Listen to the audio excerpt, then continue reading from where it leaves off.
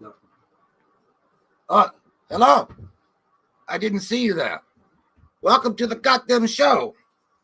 I was just admiring these Ghostbusters bullshit. I can't imagine what's more tragic. The fact that this 40-year-old man collects this shit or his sex life. Toss up. Anyway, for those that don't know, my name is Dr. Sam Loomis. I've been a psychiatrist at Smith's Grove Sanitarium for... You know what? God, you don't need to know how many goddamn years. Keep that shit out of the teleprompter. I don't want to ever hear it again. Anyhow, I was very successful there for a while until my life forever changed when I met this disgusting, penis-smelling, foul, odorous creature named Michael Buttcrack Myers, as we call him. And what a travesty it is that I have to continue talking about that shit stain that grew up to be one of the most notorious serial killers in North America. I had always prayed and hoped and wished that he would die in some way or form or another, or maybe get the Biden shimmies and forget how to walk up and down stairs so that he would fall and break his neck. But God said, fucketh me, and kept the bastard on earth. So here we are. Now, what I'm doing here, well, I'm going to answer some of your goddamn questions that some of you thought was so fucking important that you sent them into this shit show. That's good Asian tea tonight. But of course, I don't want to do this at all. I'm under goddamn a fucking track. So let's make haste with this shit. Okay? Keith, roll the questions. And I'll tell you what, Keith, if you fuck up one more time, you're out of here. Okay? I don't care about your arthritis. I don't care. Okay? You can walk back home. And you will not take the wheelchair with you. That's studio property. Piece of shit, Keith. Let me go ahead and pull this shit up here. Is it on the mail of Yahoo? Okay, let me see. Where the fuck is it? Okay, here we go. So, question from Michael Root-LA. That sounds like a fake name. Stop avoiding the IRS. They're going to catch on eventually. Can Loomis rant about Canada? Well, never mind. You don't have an IRS. You just have a shit country. I mean, it's goddamn Canada. What do you have up there? Goddamn maple syrup and badges and shit? Idiots. And you want me to roast you about your love of Zelda and anime? Michael, all I want to say about Zelda is that that's the closest you'll ever get to a woman in your life. It's a digital woman. That's what you'll have for the rest of your life. Disgusting. And you like to see anime? What you want? You like to see those little... What are they? Schoolgirls run around and you disgust me. Get a job. Get away from Canada. Canada is a disgusting hole. Anyway, moving on from here. Whatever. Okay. Don't, Keith. Don't. Shut up. This fucking interns. Tyler Singleton. You will be single, I'm sure. Can Loomis rag on my coworker, Mr. Short? He teaches biology and I teach government. Maybe have Loomis tell him how much better my government class is and that his classroom management is awful. What does he teach? Biology? It's bullshit. Yeah, government is way more important. Absolutely. Mr. Short on the unemployment line, he would be soon when he's put out of business because biology is stupid. If you're in school, why do I want to learn about biology? I know what shit is. I know what a man and a woman and all that goddamn garbage is. I want to learn about government. And I want to know how the government is going to prepare to fuck my ass when I get out of school, because that's what they're going to do. So yes, absolutely, Mr. Short idiot for taking such a career. He taught biology because he couldn't get a decent job. And his classroom management, he doesn't have one. It's just a cacophony of, what do they call it? When they dissect frogs and plates and shit all thrown around, and I bet it smells like penis juice in his classroom. So, yes, Mr. Short, get a better career. Go be a gym teacher or something. God damn. Terry says, can I have a video with Loomis addressing the fact that after 4 long years and being told I have months to live, I am now cancer-free? Well, I will say, Terry, congratulations on being cancer-free. That's a hell of a fight. I'm glad you won. I wish Michael would get cancer of the butt and die, but he won't. But I'm glad that you had the perseverance to press forward and you beat that bitch. And the fact that someone was saying that you only had months to live, well, those doctors that probably got their degrees from Phoenix University online probably only had those degrees for months, so they're idiots. They have no idea about the human spirit and what it's capable of doing. So good job, Terry, and fuck those dumbass doctors that told you you had months to live. You beat that shit. Now that you are cancer-free, important, do not be employment-free. Get a job, go be productive, and get out of my face. Good luck in your future. Isaac Salazar. That sounds like a bad guy in a video game. I would love to see Loomis be confused with which version of Loomis he is. Shut the fuck up. What are you even talking about, Salazar? That doesn't even make goddamn sense, does it? Which Loomis am I? If you're referring to the McDowell of Malcolm, the false Loomis that they had me portrayed in that goddamn dirty-ass, flea-infested, lice-infested, Rob Zombie, big-bitted bitch, if that's the one you're referring to, then I have no problems. I have no confusion there. That is false, fake Loomis. We know it. He knows it. And the fact that in the movie it portrays him writing a book and being a bastard about it. Now, I don't mind if someone calls me a bastard because, listen, I'll smack a child to get the Myers. I will. Jamie, holding back, cooking, warming my ass. I'll beat that bitch down until she gives me the location of Michael Myers. As far as the other one, though, McDowell of Malcolm writing a book and being an asshole about it, that guy looks like he couldn't stitch together 2 words, let alone write a book. The one that should be ashamed should be the publishers for allowing him such goddamn trivial nonsense to be released upon the public. Absolute disgust. And then as far as that goes, I think that's all we have. Good. It was short, Keith. It was short. I was glad. What the fuck? I turn around for 5 seconds and someone let out dirty ass butt crack Myers. Get your ass back to the bathroom and clean off your asshole. Go. You know what you did. You shit your diapers today. I don't want to hear it. I can smell it through the screen. Is Chalice there? Is he watching you? I bet he's not. I bet he's getting drunk, hitting on underage girls. That piece of shit. How has he not been disbarred or dismantled? Michael, you've also got dandruff in your hair. Go on.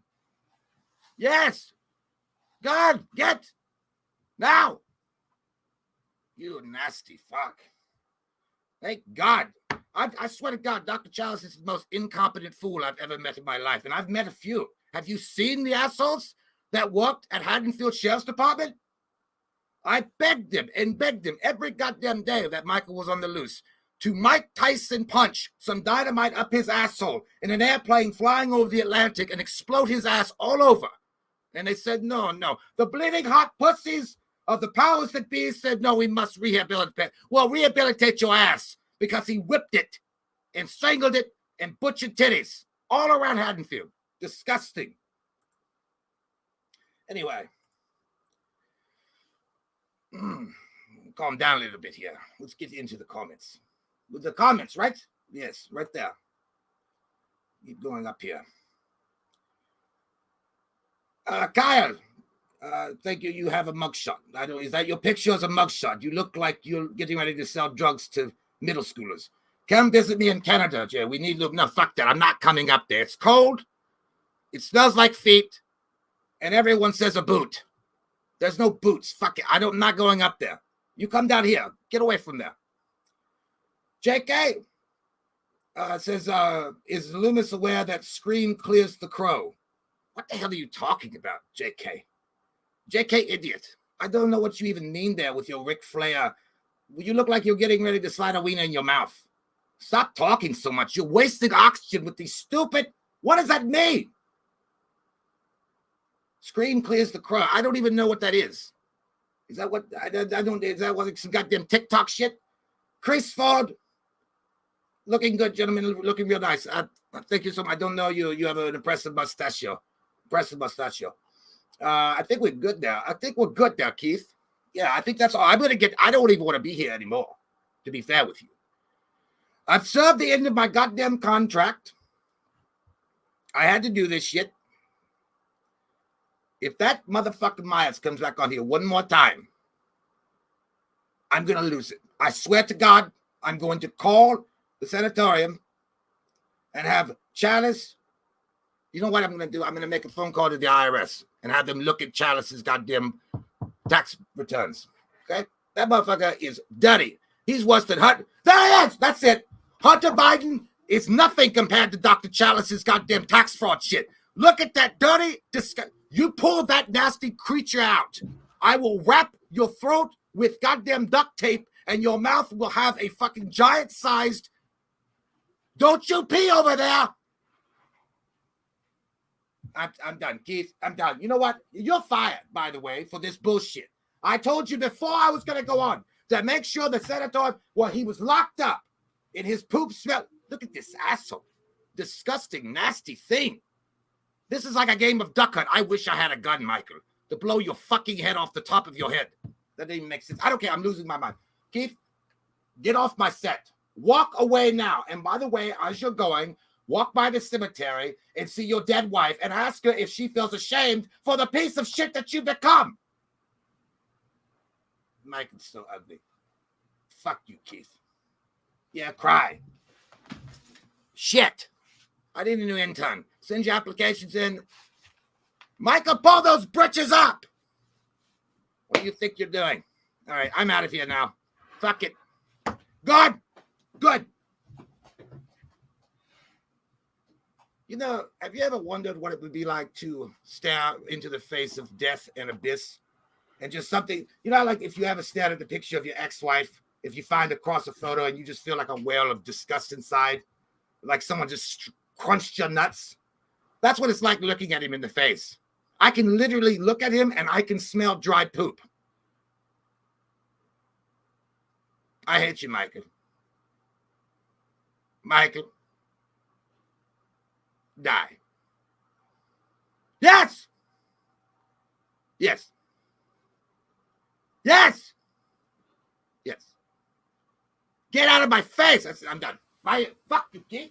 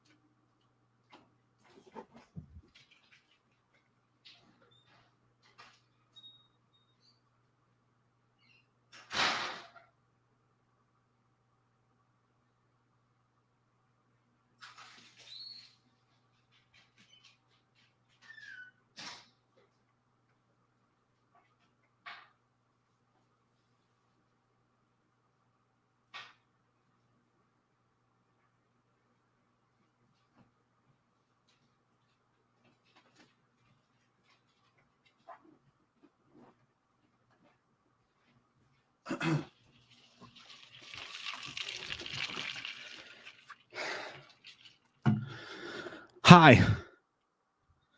Hello. Did I miss anything? How are you guys? How is everyone? Whew. It's cold out there. Oh.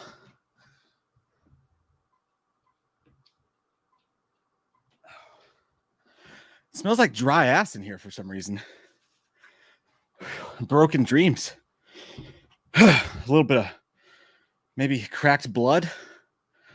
I don't know. Why am I so out of breath? Holy hell. It smells like someone sat here who maybe doesn't wipe. I don't know. But I'm out of breath. Oh God, I'm going to die right here tonight. How are you guys? How is everyone? How are you doing? Hello, Holly. Nicolas Cage is here, everyone. Who, what, where? Put the bunny back in the box. That was that terrible Nicolas Cage impression. I did not get a fresh haircut. I went to Great Clips and I said, you cut the fucking bottom. You don't touch anything but the bottom. I swear to God, if you touch the top, Great Clips, I can't afford to go to my regular person every time. I just needed a trim. You touch the top and I will sue this institution. The funny thing about going to Great Clips is when you're sitting there getting your hair cut by this lady who's literally smoking a cigarette and blowing the smoke in your face as she cuts your hair. And she's not even using like clippers. She's using just like a dry thing that you clean like your grill with, just scraping the hair off the side and blowing her cigarette smoke in your face. There's a giant wall that has giant words on it and it says, relax, you're at Great Clips. And I'm like, I'm fucking scared now. Like I was scared being here before, but now I'm really scared, you know? But yeah, no, I didn't touch the top. It's just the sides, just a little trim, you know, for hat wearers, for balding hat wearers like myself. Whew.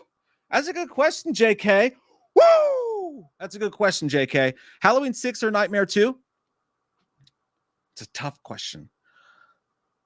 We have to bring respect on this show to H6 because no one else will. No one under the sun will but us. So I have to say H6.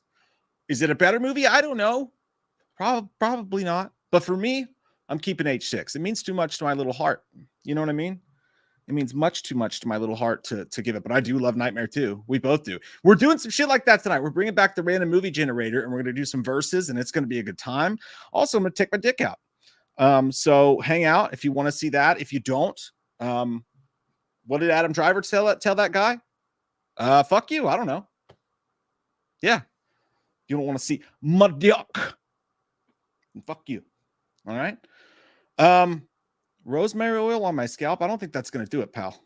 You haven't seen the back. That's why we do front facing videos, not back facing videos. You know, this is what my poor wife has to see. When she hits it from the back, she has to look at all that, you know.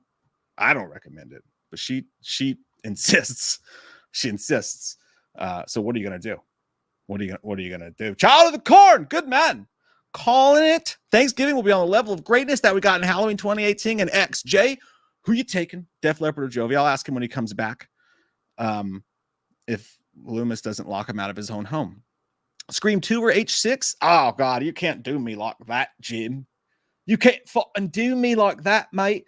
I will take Scream 2 over H6. I'm not going to get that crazy with the cheese whiz. Okay? But if you think Scream 2 is better than Scream 1, you're smoking Doja. And not the good kind. The too strong kind. But I think so too. I think Thanksgiving is going to be fucking amazing. And I'm so jealous of people who got to see it before we did. But I'm going to see it Friday. Hopefully, oh, there he is. I was going to say, hopefully Jay sees it too. And we could do a spoiler review on Monday for it. You know, where have you been? Hello. You're late. I was late too, and my chair smells like old butt crust for some reason. I don't know why. Yeah, my chair smells like patchouli gum. And Bengay. Lewis does smell like Bengay, dude. You know he does. You know, yeah, he smells like Bengay. Done Bengay. Oh. Child of the Corn wanted to know, Def Leppard or Bon Jovi? I know your answer, but I thought I'd let you answer yourself. The Leopard of Death. The Leopard of Death. Pour some sugar on me, Child of the Corn. You're tall enough to do it, sir. Yeah, I love Def Leppard, dude.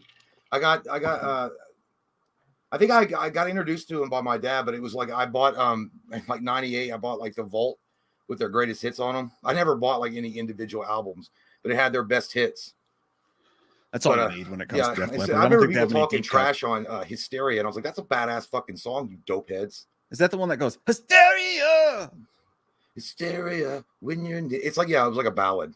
Yeah, that makes sense. It kind of sounds a lot like, look at this photograph. It's not that bad, but there was also Animal, which I had to look up the lyrics on that one because that one's hard as fuck to understand. Because I want, and I need, and I touch, and I move. Yeah, that's a good one. Yeah. I do like Def Leppard, man. That dude with one arm playing the drums. Yeah, dude. Just get the fuck out of town and take a bus. He plays with his feet. Travis Barker played the entire Plus 44 tour, if I remember correctly, with one arm because he broke his hand, but also because they were going through a dark phase, and he would just sit there and play the drums to the songs while smoking a cigarette, just like holding it out, like just drugged out and It's dark time. It's dark Well, time. This guy, he lost his arm, Mike. Okay, he didn't just break his hand. Oh yeah, that's true. No, but did you guys ever watch that unofficial documentary on Def Leppard? That one that came out in the mid '90s or late '90s on VH1, where they was like made for TV. It was sad, but it was just like it was so corny and like so it was acted so badly. When he loses his arm because he wrecked his car, and he gets out, he's like looking around, his arm is gone, but the acting was so bad. He's like, my arm. It was just so wooden. It was wooden. I want to find that now. It was bad. That's messed up, but it is funny. Dax Toten says, drinking on some Whoopi Goldberg Egyptian Fur Burger Deluxe Mega Millions Bubba Shine. Loomis, you got to get some of this. Mixes with the Asian tea real good. Might get Michael to calm down. Damn. Did you spike it with arsenic? That's the only way. Otherwise, shut up, rootin' tootin' Texas tootin'. Goddamn. Stop harassing the Whoopi of Goldberg. You dirty ass nasty eating fur burgers deluxes. Loomis, I feel like, would hang out with Whoopi, but not like today Whoopi. He would hang out with like 90s, like Eddie Whoopi. You know? Yeah, he'd hang out with when Whoopi Goldberg was in Star Trek: The Next Generation. Yeah, that's fine. That's good. Or no, maybe when he was like hanging out with when she was Otome in Ghost. Yeah, that's good Whoopi. Not so much like the talk. Not like on the edge Whoopi. Creasefold said, "Looking good, gentlemen. Looking good. Not as nice as you." Oh, did you? I read it as Loomis. It wasn't addressed to Loomis, but I said nice mustachio. Did you get that for the very first one? I think it was. Yeah, I got all the Ludacris. No, I didn't get Ludacris. Oh, look at that picture right there. I hope that's you, dude. Just shirtless, bangaranging into the fucking night on stage. It looks like Scott Stapp before Scott Stapp went fucking insane. Dude, I hope that's like his local church. And he's doing the rock star thing. Hallelujah. Yeah, and then he like breaks some wood with the power of prayer. Mother Mary Magdalene, come my way. You guys ever see that? Those TV evangelists, they have those strong guys on there and they start praying, they start bending like pipes and like breaking shit. God. And he's like, here we go, power hour. Jesus is lifting me up right now. I'm ready to Samson this. And it's like, you're strong as fuck, dude. And those are bendable rods. I don't know. My rod is bendable. It's a good thumbnail. Jay is smooth like chocolate. By the way, have you seen Suitable Flesh? Highly recommend. It sounds like Pinhead's documentary. It like does. his bio. I would watch the shit out of that. I like it. We will have decades to know your suitable flesh. It's on a list. I haven't seen it yet, but I do have it on a list of stuff to watch before the year ends. The year's almost fucking over, by the way, which is wild. Time is flying. It's almost 2024, man. So many lists to make, so many men to do. Oh, it's going to be fun. I can't wait. I can't wait to see you. I'm going to be El Fordio, Forty 40. You're going to be affordable? Yeah, that actually, I'm getting broke. So yeah, my prices come way down on the streets. Hey, by the way, the opening of the show, that is for our patrons, who, I mean, it's for you guys to enjoy, obviously, but the messages come from patrons. There's a tier on our Patreon. I mean, you can request a personalized video shout out from Dr. Loomis, and we thought, why not share them with everyone tonight? Live! Fuck it, we'll do it live. So if you guys want to check that out, there's a link. Patreon. And sorry if I didn't answer as much as I was like, first off, my computer was fucked up right before we were going to go on. And then two, I was going to do this whole thing. Like, I guess you guys saw it turn around, but I forgot. I can't see when it's going to go live. So I had no idea when to really start. And so you started it on time. You nailed it. Okay. I was watching from the wings like Sting. I thought you were going to be like, what's that guy's in the campaign that like watches from the shadows, and then he's like, he backs away when it goes bad. Dylan McDermott, and he like backs away when it goes bad. Yeah, we still have some to film too. We have a couple Slender Man requests to do, and then we have a Chalice one, and there's a Leatherface one to do. So we will get those out to you guys on the Patreon very soon. Me promise. I just can't do it, Captain. I do have the power. That was terrible. Mercury 80 said, Mike and Jake, can Loomis sing Relax, Don't Do It? Yeah, relax, don't do it. When you want to kill them titties, Michael, take some of this rat poison. That's my rendition. Shut up. That's really good. I liked it. Creasefeld said, you working out, Mike Gun Show. Hey, thanks, babe. I'm actually, my whole fucking body hurts right now because I started working out again, and it hurts. I actually thought I was sick for a second. I took my temperature. That's how old and frail my bones are. It hurts, dude. But thank you. I appreciate that. You can come over later. I'll jerk you off for saying that. Twice, if you can handle the double dicking hands, the Power grip. Ivan Pagan says, hey, sexy devils, hope my boy toys are doing great tonight. I got a question. Anyone else want a Behind the Mask sequel? Yes. And also, I kind of always thought Nathan Basil would be a good Fredward Krueger. Fredward. Yeah, I mean, Behind the Mask sequel would be fine, but Nathan Basil, I'd have to. I don't remember the name. Sounds familiar though. Nathan Basil. Yeah, this is the guy that we had on the show. He was the guy in Behind the Mask, the main dude. Oh, that guy. Yeah, Nathan. Yeah. I forgot. Yeah, well, it's been a long time. I think it's been like 3 years since we talked to him, or 2 years. But yeah, it's been a minute. Yeah, I mean, he could pull it off. It's not like he's not a good actor to be able to do that part. But I feel like the role of Freddy Krueger should go to somebody like, I don't know, man. It's gotta be somebody like you gotta. For me, it's gotta be a good like a name director, and it's gotta be a kind of a known name, Freddy, to revitalize that, like an actor. It really does. At this point, it's so dead in the fucking water. You got to do something to pump up that dick. Yeah, I would certainly want him to audition for it. I'll say that. I would love to Kevin Bacon, but he's too old now. Yeah, and I don't know what Basil looks like today. He looked good when he was on our show. I don't know if you saw that, Ivan, but we had him on the show, and it's on that live show if you guys want to check it out. But it was at first it was one of our more awkward interviews. Not so much his fault. It's just like you have somebody on for the first time. I don't know if he necessarily got our humor, or maybe we're just not funny, which is the more probably possible. But by the end of it, we had a good time, and he talked about the Behind the Mask sequel as well. Bloody Disgusting and a couple outlets even covered it, like on their news sites. I think Yahoo did a story on that interview, which was rad. But it's possible. I don't see it ever happen, but God, I wish it would.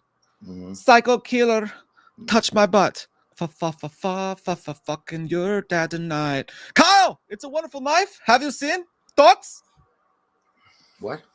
It's called It's a Wonderful Knife. It came out last week in minimal theaters. They only showed it here at the Regal, which is like an hour from me. It's like 30 minutes from Jay, but it's a shit fuck theater that's gone to ass. Have you been to Regal lately? No. Ooh, the last time I went was I was like fucking happy because they finally took off the limit that you could have for drinks. It used to be 3. Oh. They could only serve you 3. Now you can just drink as much as you want.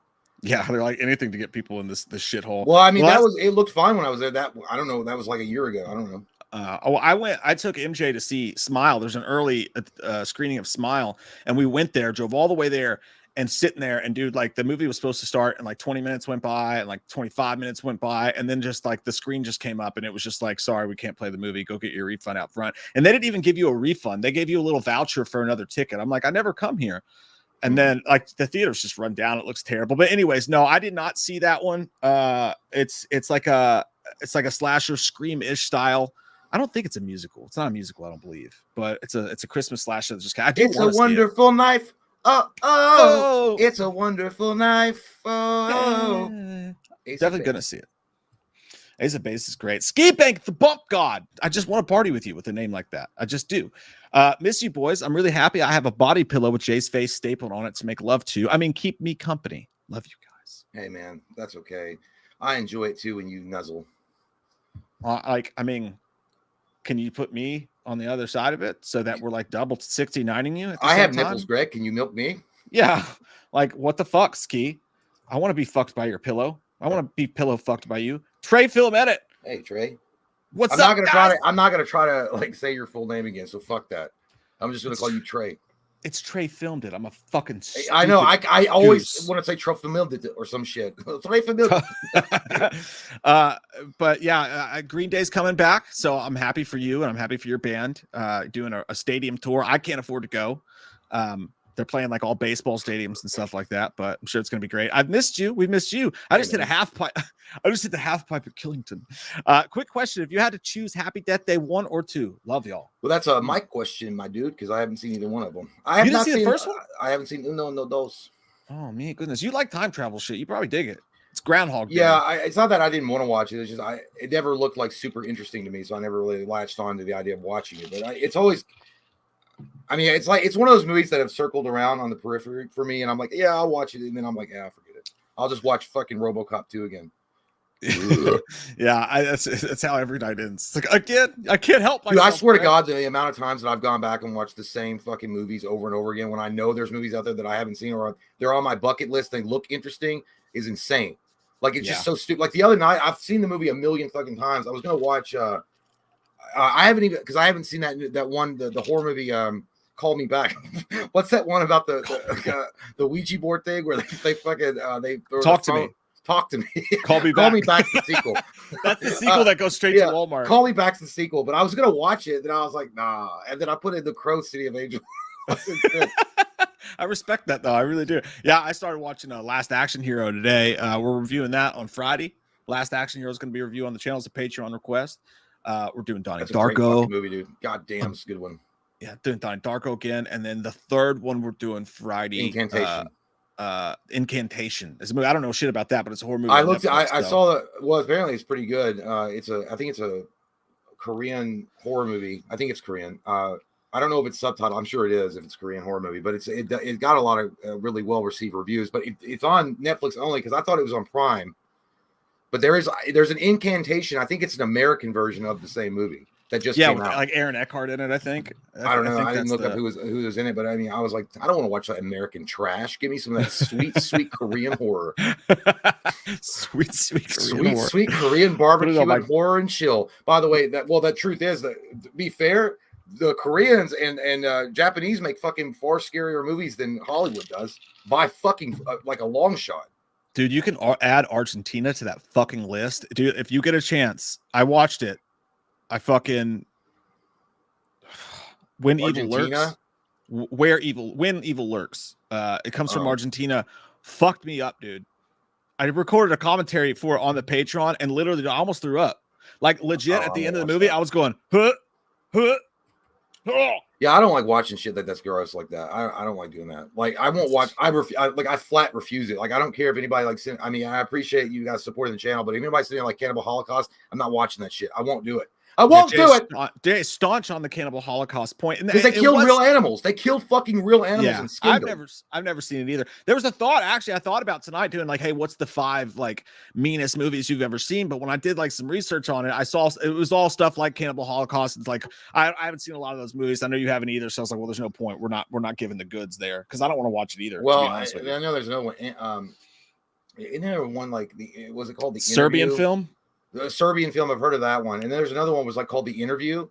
And like it's like the daughter, like the dad has sex with the daughter and then she does some kind of revenge on him and like fucking tortures him. It's a weird ass movie. I don't know what, but it's like, I think it's called not The Interview. It's called maybe it's something else. I don't know, but I won't watch that shit either. Or a Serbian film. I know all about it. But you know, it's funny. I was watching Rob Zombie. He was like, one of the first films I saw was I was like driving my bicycle and I was like, you know, picking out the fleece in my beard.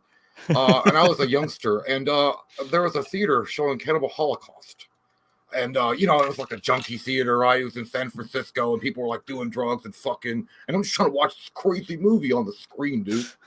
And then it's like, wow, man, look at it. It's so cool. And I was like, and thus began your spiral into I must have rape in my films situations. Yeah, the interviewer's like, well, that checks out. No, because I'd be the one guy across the room that wasn't even in there. Because like, I fucking knew it. I knew that would be your inspiration, you son of a bitch. Yeah, not shocked, Jim. Not shocked at all. JK, thank you, buddy. Says Mike, with all the love Matthew Lillard's been getting since Five Nights at Frankenfurters, do you think it's an even bigger possibility that he returns to Scream 7? Jay, WCW or The Crow? Why don't you, JK? You know what? The whole JK, sport. Just go jump in the fucking river. You know what? First off, it's a tough question. I'm not going to answer that. Well, okay, no. First off, Ric Flair. Woo! You didn't say which era of WCW, because there's a vast difference in the 80s WCW and the late 90s WCW. If you're talking about the late 90s WCW and The Crow, well then, I would have to go for entertainment value alone with WCW, you son of a bitch, but not because I like it, not because I want to, but if you're talking about the 80s, it's no doubt The Crow. But listen, the reason why in the late 90s, WCW had, I got to get out of the WCW had like the WCW. I kept saying W on purpose, but WCW had Sting as The Crow. They had the Outsiders. They had the whole NWO. I mean, dude, it was a smorgasbord of amazing entertainment. Like it was live every Monday night. And that so The Crow, while The Crow is a 10 out of 10 masterpiece, it's still one. It's just a movie. It's an hour and 35-minute movie, and that's it. This one was like it was a continuous show. Yes, I read that book. It was a masterpiece. That was the weirdest question. I didn't know how to respond to that. Like, which Lubus are you confused? I was like, I don't flip flop. But yeah. But anyway, I would say WCW 90s, the 90s, late 90s. I agree with you on that. Yeah, it's too much content to get rid of. Even though like I never watch it now. Sometimes you go back on the YouTube. But anyways, yes, I think I don't think. The older I get, the more and more I don't think we're going to see Matthew Lillard return to Scream. There was an interview with Michael Kennedy, who was rumored to possibly be a writer on Scream 7, and he said he didn't like the idea, which I thought was weird because he actually brought up my pitch for it. Like, he didn't say, like, obviously, but he was like, yeah, I've heard people say that, like, they faked his death and this and that. And I was like, holy shit. And he was like, I just don't, I'm not for it. I don't know, man. The older and older, maybe I'm just getting jaded, and maybe Jay's getting into me, like literally at night with his wiener. Shut up! I'm checking my hair follicles. Or in my mind, I'm starting to get down on the fact that it could happen or not. He won't come back. Shut up. You know what? Actually, is funny is just because it's kind of related to Lillard because he was in that Five Nights at Freddy's movie. Did you hear about Chuck E. Cheese? Nope. They removed all of their animatronics except like one location or two because of that fucking movie. You know, like you had the live show and they would have the banjo, and they removed it, I guess, because kids were like, "What the fuck?" It's like it was like too related to the film, so I guess they were like, "You're giving us a black eye."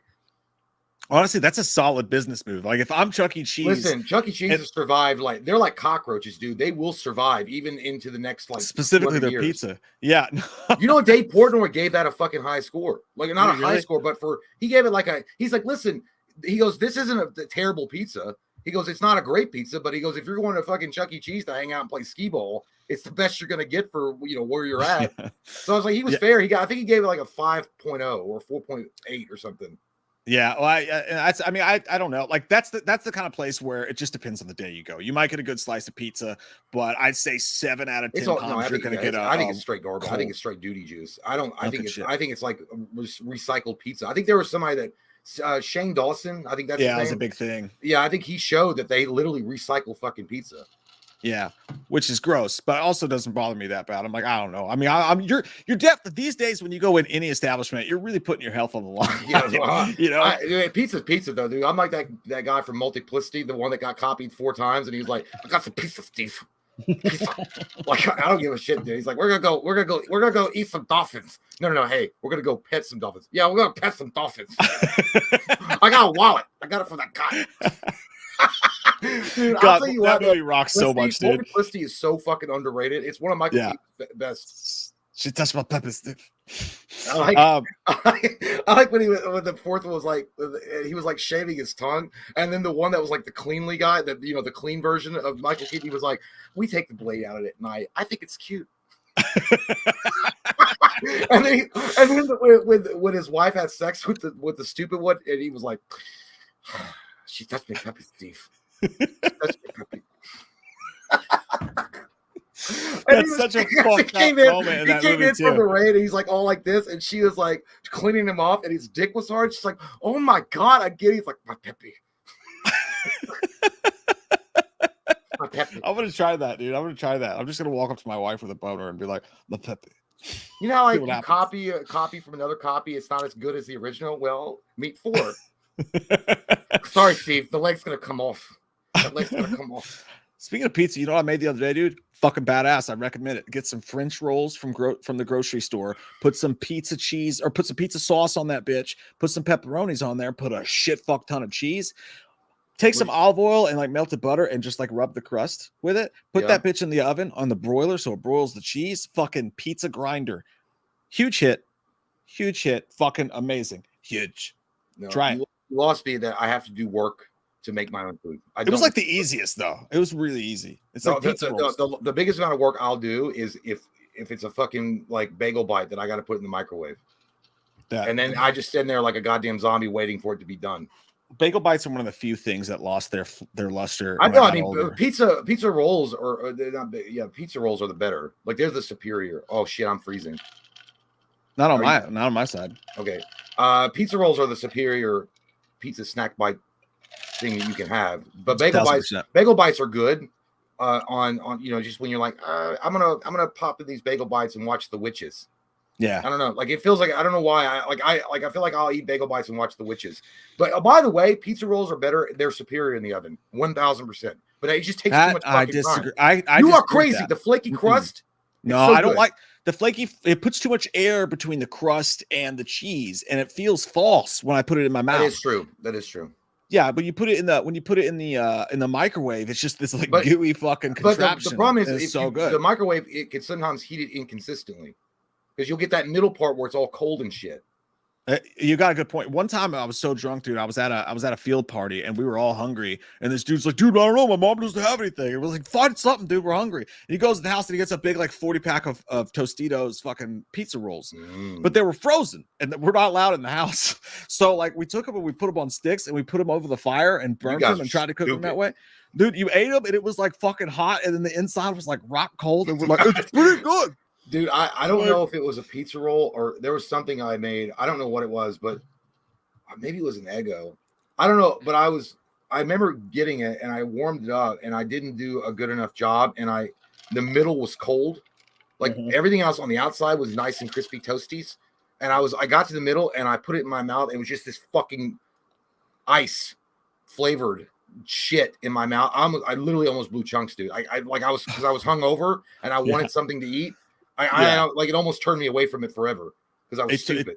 It totally changes the dynamic forever. I'm gonna put this in the poll, by the way. That is a great question you brought up. Pizza rolls, guys. Microwave. Oh yeah, the oven. Microwave, yeah, or oven cooked. Someone said for convenience, but for convenience, you're gonna microwave it, right? Like it takes 2 seconds. It takes like 2.5 minutes.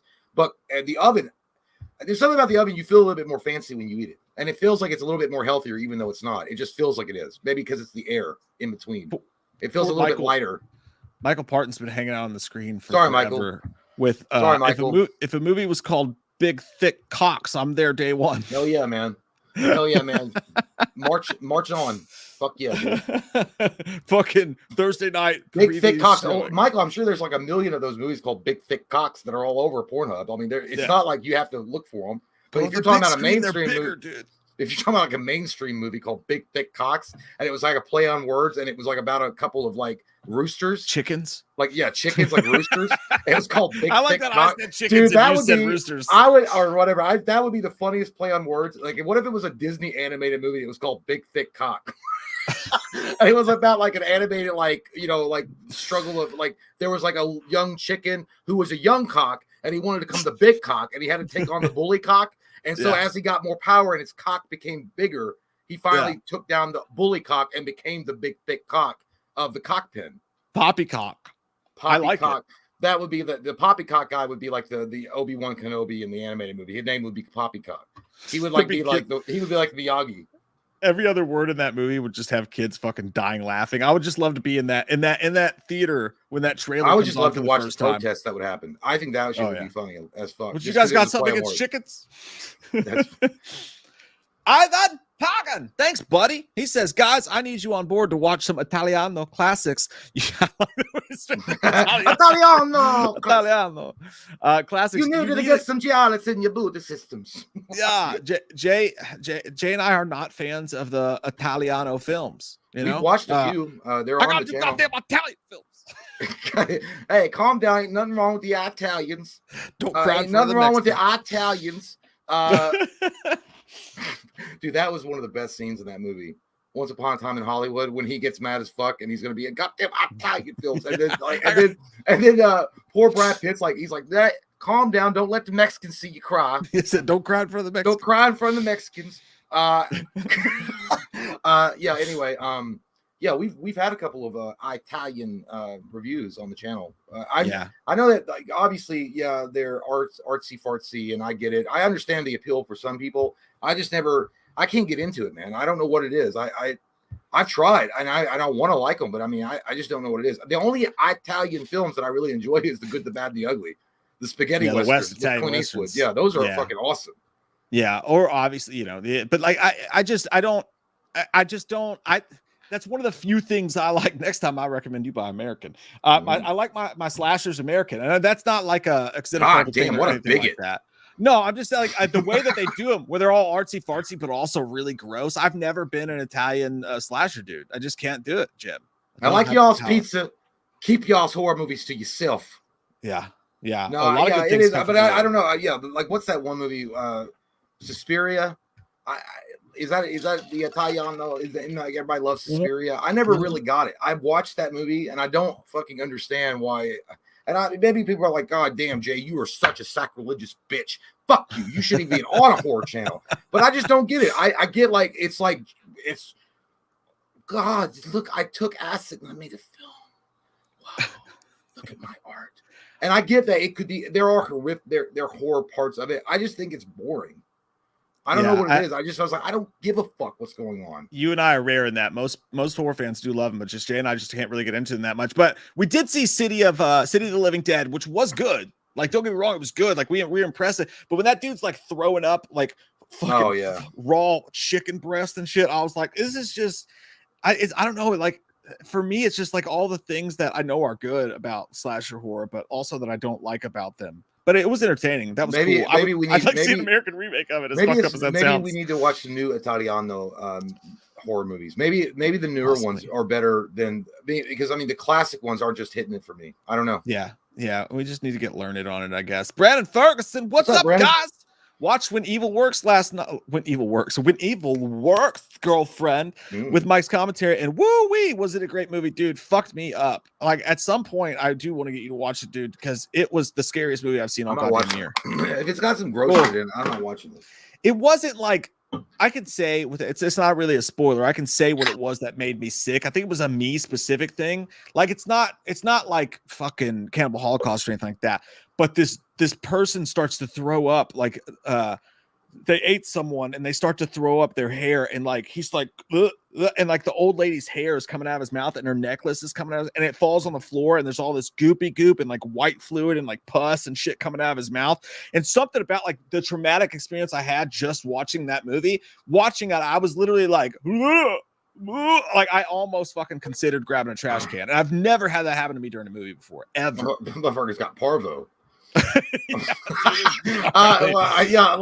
probably wouldn't gross me out. And I don't want to hear it. I don't want to hear it in the comments or anything later on. I'd be like, Jay, if you're not going to watch horror movies because they got gross shit, what the fuck are you even doing? First off, you don't know what's going on. you don't know me. You don't know shit. You don't know. Jay watched the Centipede movies, so you'll be all right. I've actually watched the Centipede movies more than once, and I actually enjoyed them. I actually liked all three of them, except for the second one where it's needlessly gross for no reason. But I get why he did it, and it actually wasn't bad, and it was almost a fuck you to the studio, and it did pretty well. The third one's just hilarious. It's a romp.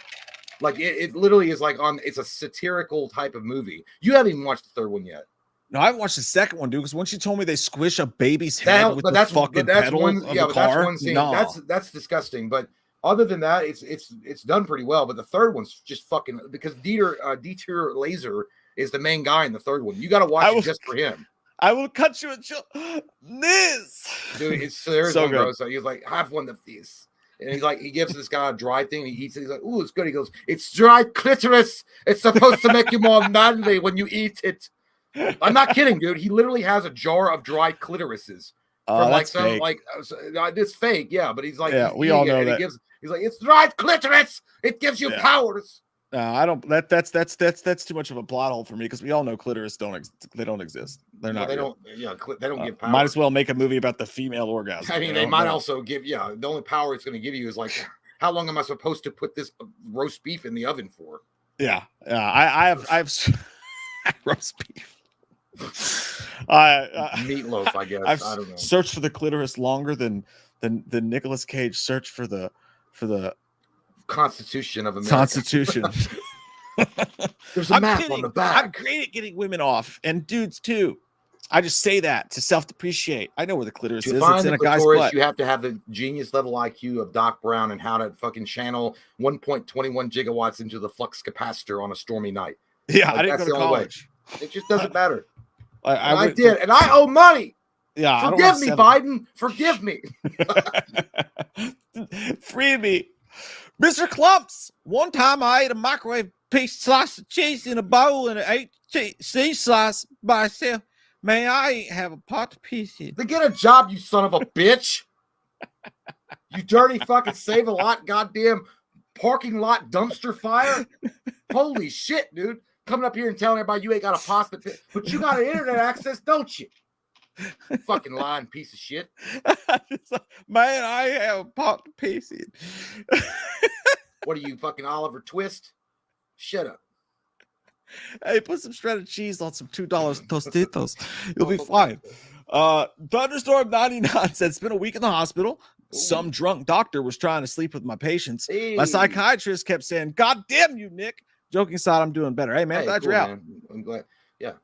By the way, dude, Thunderstorm 99, I like your profile pic. And I mean, no hate against it because you look good in it. But it does look like you're trying to be like the next Zach Bagans in a Ghost Adventure show. Like, it's just you. You're looking up. No, you're looking up at a stormy cloud night or going into evening and be like, for years, people said that paranormal activity didn't exist until I had my own run-in. And today, I'm like, it looked like it does, man. That ghost just fingered my butthole. Did you catch it on camera? Just missed it. Of course you did. Because you have every episode this season. Did you see it? No. Did you see it?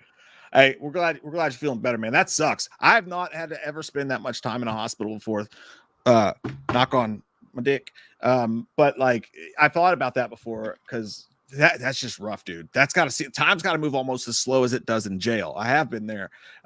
It's got to move slow. Glad you're out, man. Glad you're feeling hospitals suck, dude. I don't even like going to visit them. That's the worst. But yeah, it does suck, dude. I couldn't imagine. I'd probably fucking just be like, nah, I'm good. Like, hey, your leg's hanging off. Like, yeah, it'll grow back. I'll just have a sugar pack. Yeah, I'll be good. Well, first off, goddamn ambulance rides cost like $500 just to go to the hospital. Yeah, you better put me in a radio flyer and drag my ass down there. Yeah, it's like, can you guys just fucking? I'll drive myself, sir. Half your body is missing. I'll do it. I'll do it myself. I can do it myself. Engineer Bar, a handsome son of a bitch, more annoying, Tina in Halloween 5 or Samuel in the Babadook answer. No, dude, I'd Samuel. say Tina personally. Dude, goddamn, that kid, I want to smash his fucking face into the concrete and like let it like pull across his. I want to smash his face to the concrete and then tie his feet up to the bumper of my car and then continue driving until his face was like nothing but skull and ash. I hate that fuck. He's like, ah, when he was screaming at the mom in the car, motherfucking bitch ass, hoe ass, fucking nut. You're not my child. Good. She didn't know how to raise that kid. If she'd just thrown him a fucking iPad, everything would have been fucking fine. What happens is you do this. You do a little of this, like watch The Rock. The Rock showed you. Boom! Bring that people's hand right across that face and shut your mouth. I have message for you, Miss O'Neill. And then, you know what? And then he's gonna be so shocked he'll stop screaming like,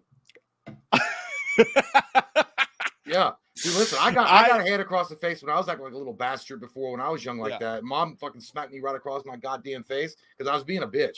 I deserved it. And then she's like, and you're gonna stay home because I wanted to stay home anyway. But she's like, you're gonna stay home because if you go to school, people are gonna think I beat you. Because I had a handprint on my face. Because she smacked me right across. Yes. And Cody laughed. Roll me over and hit me again, Ike. No, because I told Mom to shut up. That's what happened. I was in 8th grade or 7th grade, and I told Mom I was like, I'm not going to school today. And she's like, you're going to school? Oh yes, buddy, you're going to school. And I'm like, no, I'm not. And I got like she was like right here in my face, and then she said something like, shut up, and the dude like a goddamn ninja from the clouds. She goes, like it was so quick, dude. And then Cody was like, he's like, dude, you didn't see your face, but your face went.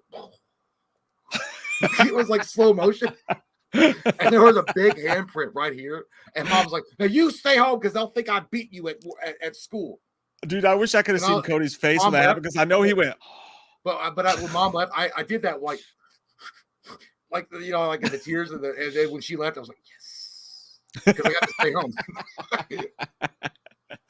Oh shit. I'll never fucking not laugh when I think about that time when I was just walking by one day. I was walking by the hallway and I'm walking by Cody's room. He's bent over on the bed and she's whipping him. And he goes, nope, that don't hurt. Nope, can't feel nothing. Can't feel it. She's like, oh boy. And she hit him. He goes, all of a sudden he finally goes, No, dude, what he would do is I could hear him down the hall because Mom, she'd spank us sometimes with like a switch or whatever. And she'd like do it. And then I would just fake cry because it didn't hurt. She wasn't like peeling our skin off of us. Yeah, it wasn't like that, but it was like enough to know that you did wrong. I was like, "Ugh." And then she's like, okay, go to sleep. And then she would go down the hall and she'd get Cody. And then I hear Cody fucking saying shit like that. It's like, you know what? That didn't hurt. And he's like, guess what? That didn't hurt. That didn't hurt. Like every you could hear a pop. And like, that didn't hurt. And then he'd be like, and then mom would be like, honey, I know that hurts because that hurts mom to do it. And he's like, oh! And she's like, I know, mom knows. Yeah, you knew what to do. You know what to do. But no, to answer your question, dude, Tina, yeah, I'd absolutely take the kid from the Bobbin though, because again, you throw him an iPad, give him an ice cream, he'll be fucking fine. But Tina's gonna come in your house and she's like, do you have any vegan options? And I was just, what are you gonna do? Tina just needs to be dicked down. No, Tina today would be the most annoying person in the world. She'd be on TikTok. Like sometimes your heart just feels neon. No, Samuel. Dude, Samuel's a TikTok fucker. Samuel's a TikTok fucker. Did you know what happened to me and my mother? Do you want to see what's in our basement? Duka Baba. I have to eat this porridge. I hate that fucking kid, dude. That kid is probably the most annoying kid in cinema history. Oh shit, that's a good question, man. Dude, it was like when he screams like that, I just want to fucking boom, bitch, right in the throat. I'm gonna study that kid's screams, and I'm just gonna start doing that to you. It's the most annoying sound in the world. It's like Dumb and Dumber, most annoying sound in the world. Yeah. I am the Clit Commander, says Daniel Torres. Jay from Jay and Silent Bob Strike Back. It's a great moment. It was a great quote. It should be bumper stickers. Put it in the loo, my friend. JK. Woo! Says JH6 or Nightmare 2. Love you both. Woo, woo, woo. God damn you, JK. You highfalutin, limousine riding, fucking the women on the side, night flying. Shut up. Nightmare 2. Fuck! Neither. I'm not going to answer your questions. I refuse to be a part of this debate. I'm going to be like Joe Biden. I don't want to debate because I'm schooled the guy. Not because I'll forget what I'm going to say. Okay, you know what? You know what? I'm going to give you this. Okay. I'm going to give you Halloween 6. I got to go with Halloween 6. That's what I said too. I love Nightmare 2, but god damn you, JK. Yeah. That's what I said too. Michael, only balls of glory in Texas town from the summit of God above. Hey, hello, Michael, the Collector 98. Woo-wee, you're coming in hot and sexy and on fire. The night wins. Fucking that picture, dude. Yeah. Dude, that looks like hey, dude, Michael, your fucking picture looks like a goddamn sketch artist of a Harry Potter fanatic. That's a serial killer. Hey, what an awesome thing. But thank you, Michael, man. Thank you, dude. Thank you so fucking much, man. Really appreciate that. Gigantic fucking super chato. Hey, Mike and Jay, you wonderful jabroni crew. Hello. And then he said jabroni. That's all right. I like bologna. You jabroni. I was curious. Why do you think we don't get much, if really any, animated horror films? There's so many that work well in animation, like Nightmare on Elm Street. Happy to chat. Hopefully, maybe one day we meet at a con and party motherfuckingly. Yes, I'd like man. to party motherfuckingly with totally you. Party motherfuckingly, just because you said it that way and you spelled it that way, which I appreciate. Yeah. That means he's your going values to with your values, which I respect. I think there's definitely a space for animated horror. I think it's one of those things, though. I think that a lot of studios feel that it's possibly a risk that won't pay off for them, and that's why you don't see a lot of it. And then maybe it's also because certain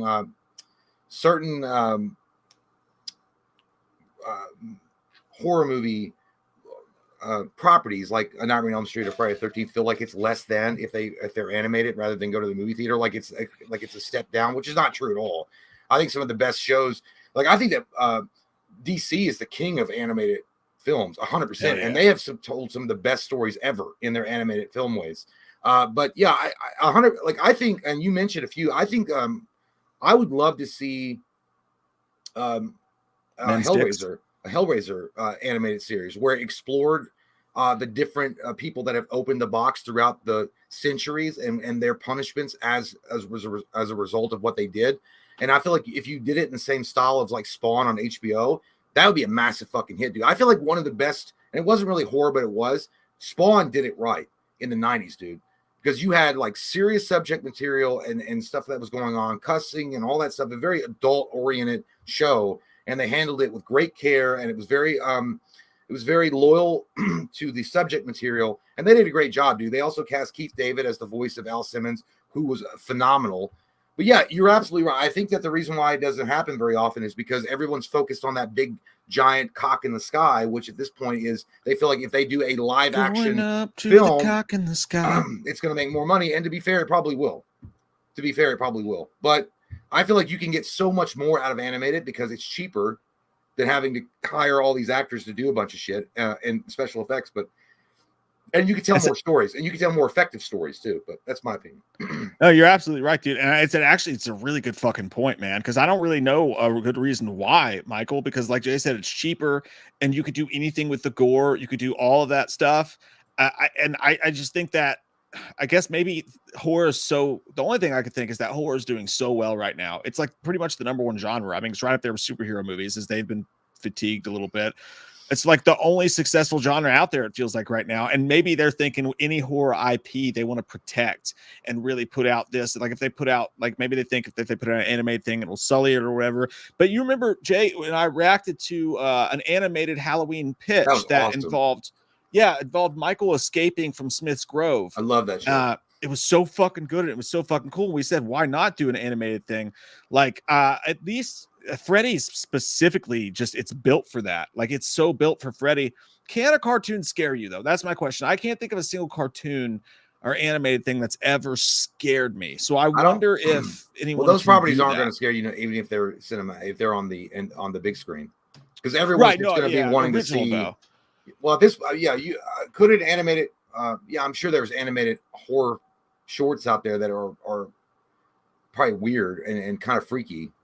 Just because of the atmosphere that they give you, and maybe the subject is kind of uncomfortable that they might play around with. I don't know, but I feel like an animated series could be scary, but I feel like if it's something like Nightmare on Elm Street or Friday the 13th or Hellraiser or any of those guys, people are just going to be like, this is like fucking superheroes animated. Yeah, an original animated horror. I wonder if it could be scary. I really do. Will's got a good point too. He said it's easy. There's not a market. They don't think there's a market for it, which I understand. Like you think animation, you think kids or whatever, but you've also got like heavy metal, like all these fucking hardcore, like there's boobies everywhere type of stuff, like comic books and stuff like that. So I do wonder, like, didn't Rob Zombie do one like Herbie Hancock or some shit like that? Like, no, but I feel there was I remember watching, there was a Halo animated thing, and it wasn't a horror thing at all, obviously, but it was like they had different directors come in with different stylizations on how they filmed it, and it was like a 4-episode thing. It was fucking badass. I loved it, but it was all revolving around Master Chief. I think if you do the same thing with something like Nightmare on Elm Street, and you have different directors come in and they have their own stylized version of the stories, and they're all individual stories of Freddy Krueger and through the lens of those directors in their own unique ways, I think that could be fucking hot, dude. So that's hot girl shit right there. Hot girl shit. Yeah. But at the same time, I feel like I would jump all over that, dude. To be honest with you, with Hellraiser, I would jump all over that right now because Hellraiser, I feel like Hellraiser is built for something like that. Like if you're not going to do a Tales from the Crypt like live action show every Saturday, like I think that would be cool too. Just like Spawn, like you said. Yeah, if you're not going to, Spawn, dude, every Saturday night on HBO, you get to look forward to a new Hellraiser show. That's fucking cool, man. I'm into that, and it turns me on. I got to pee. My dick hurts. Oh, I got to pee so bad. I'll be right back. Hold on. God damn you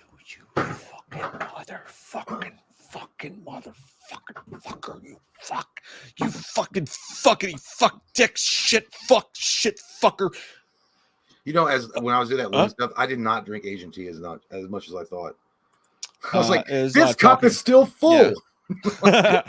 Thanks again, Michael Clayton. Really Thank you, man. That, really dude. appreciate it's a great it. Point too. Be right back.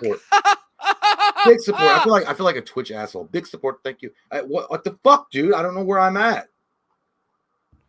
That was at 8:54 p.m. Oh, where was that from? Stagehand, 8:54. Michael. Michael. Okay. Jack plays 95 times Jack has played Tames. You're seriously the best YouTube channel, always making me chuckle. A movie I watched once and can't watch again is the I Spit on Your Grave 2010. It's a hard watch. Well, I appreciate that, man. Thank you for the kind words. I definitely would never put us in a playlist because I think we suck, but we really appreciate you, Jack Plays. A Spit on Your Grave. I remember I don't know if I watched the new one, I think I watched the old one quite a bit ago, a long time ago. Those movies, I get what they were going for, and I don't think it fucked me up that bad. But I think I read the synopsis for the newer one. I'm like, yeah, it's not my kind of film. I don't know. And I know people are like, well, that's a pussy ass like answer, Jay. Seriously, stop being a pussy. I mean, hello, your tampon is leaking from your asshole. Can you remove it and stop being a pussy? I understand, but I cannot stop being a pussy on certain movies like that because I just don't like when it's. And I know people don't like that word when it's horror gore.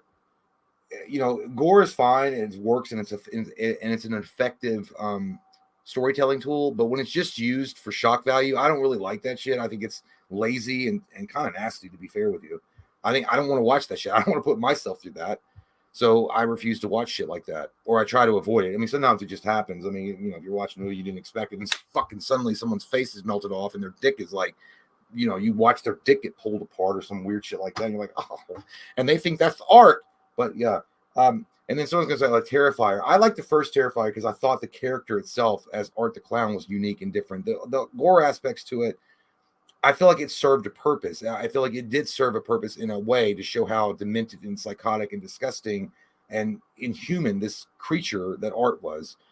So it wasn't like they were just doing it to do it. But certain movies I've seen that they don't have a real reliance on their narrative storytelling because they don't feel like it's a good film overall. So they rely instead on shock value gore, which happens quite often in bigger movies. Like if you look at something like Hostel Part 2, I know there are fans out there, but I feel like, I mean, I wasn't grossed out by the gore, don't get me wrong, but I feel like they relied a lot more on the gore rather than their storytelling because the story was weak sauce, super weak sauce.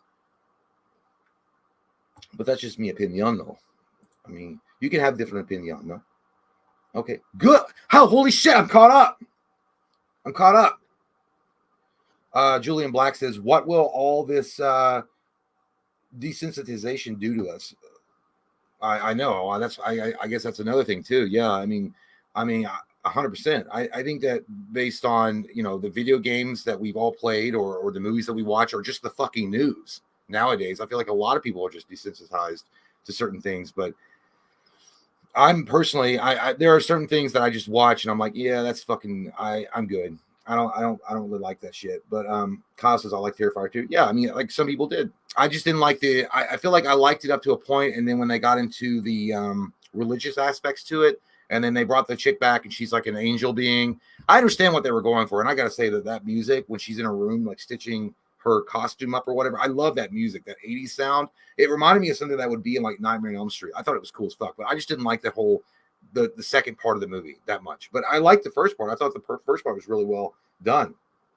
And Tomo got us his lies. You never caught up, Jay. I did. I totally did, Tomo. See, I just read your shit, so I know. See, I'm here, Tomo. Action says I'll sit next to you, Jay. Fine, you can sit next to me. We will sit together.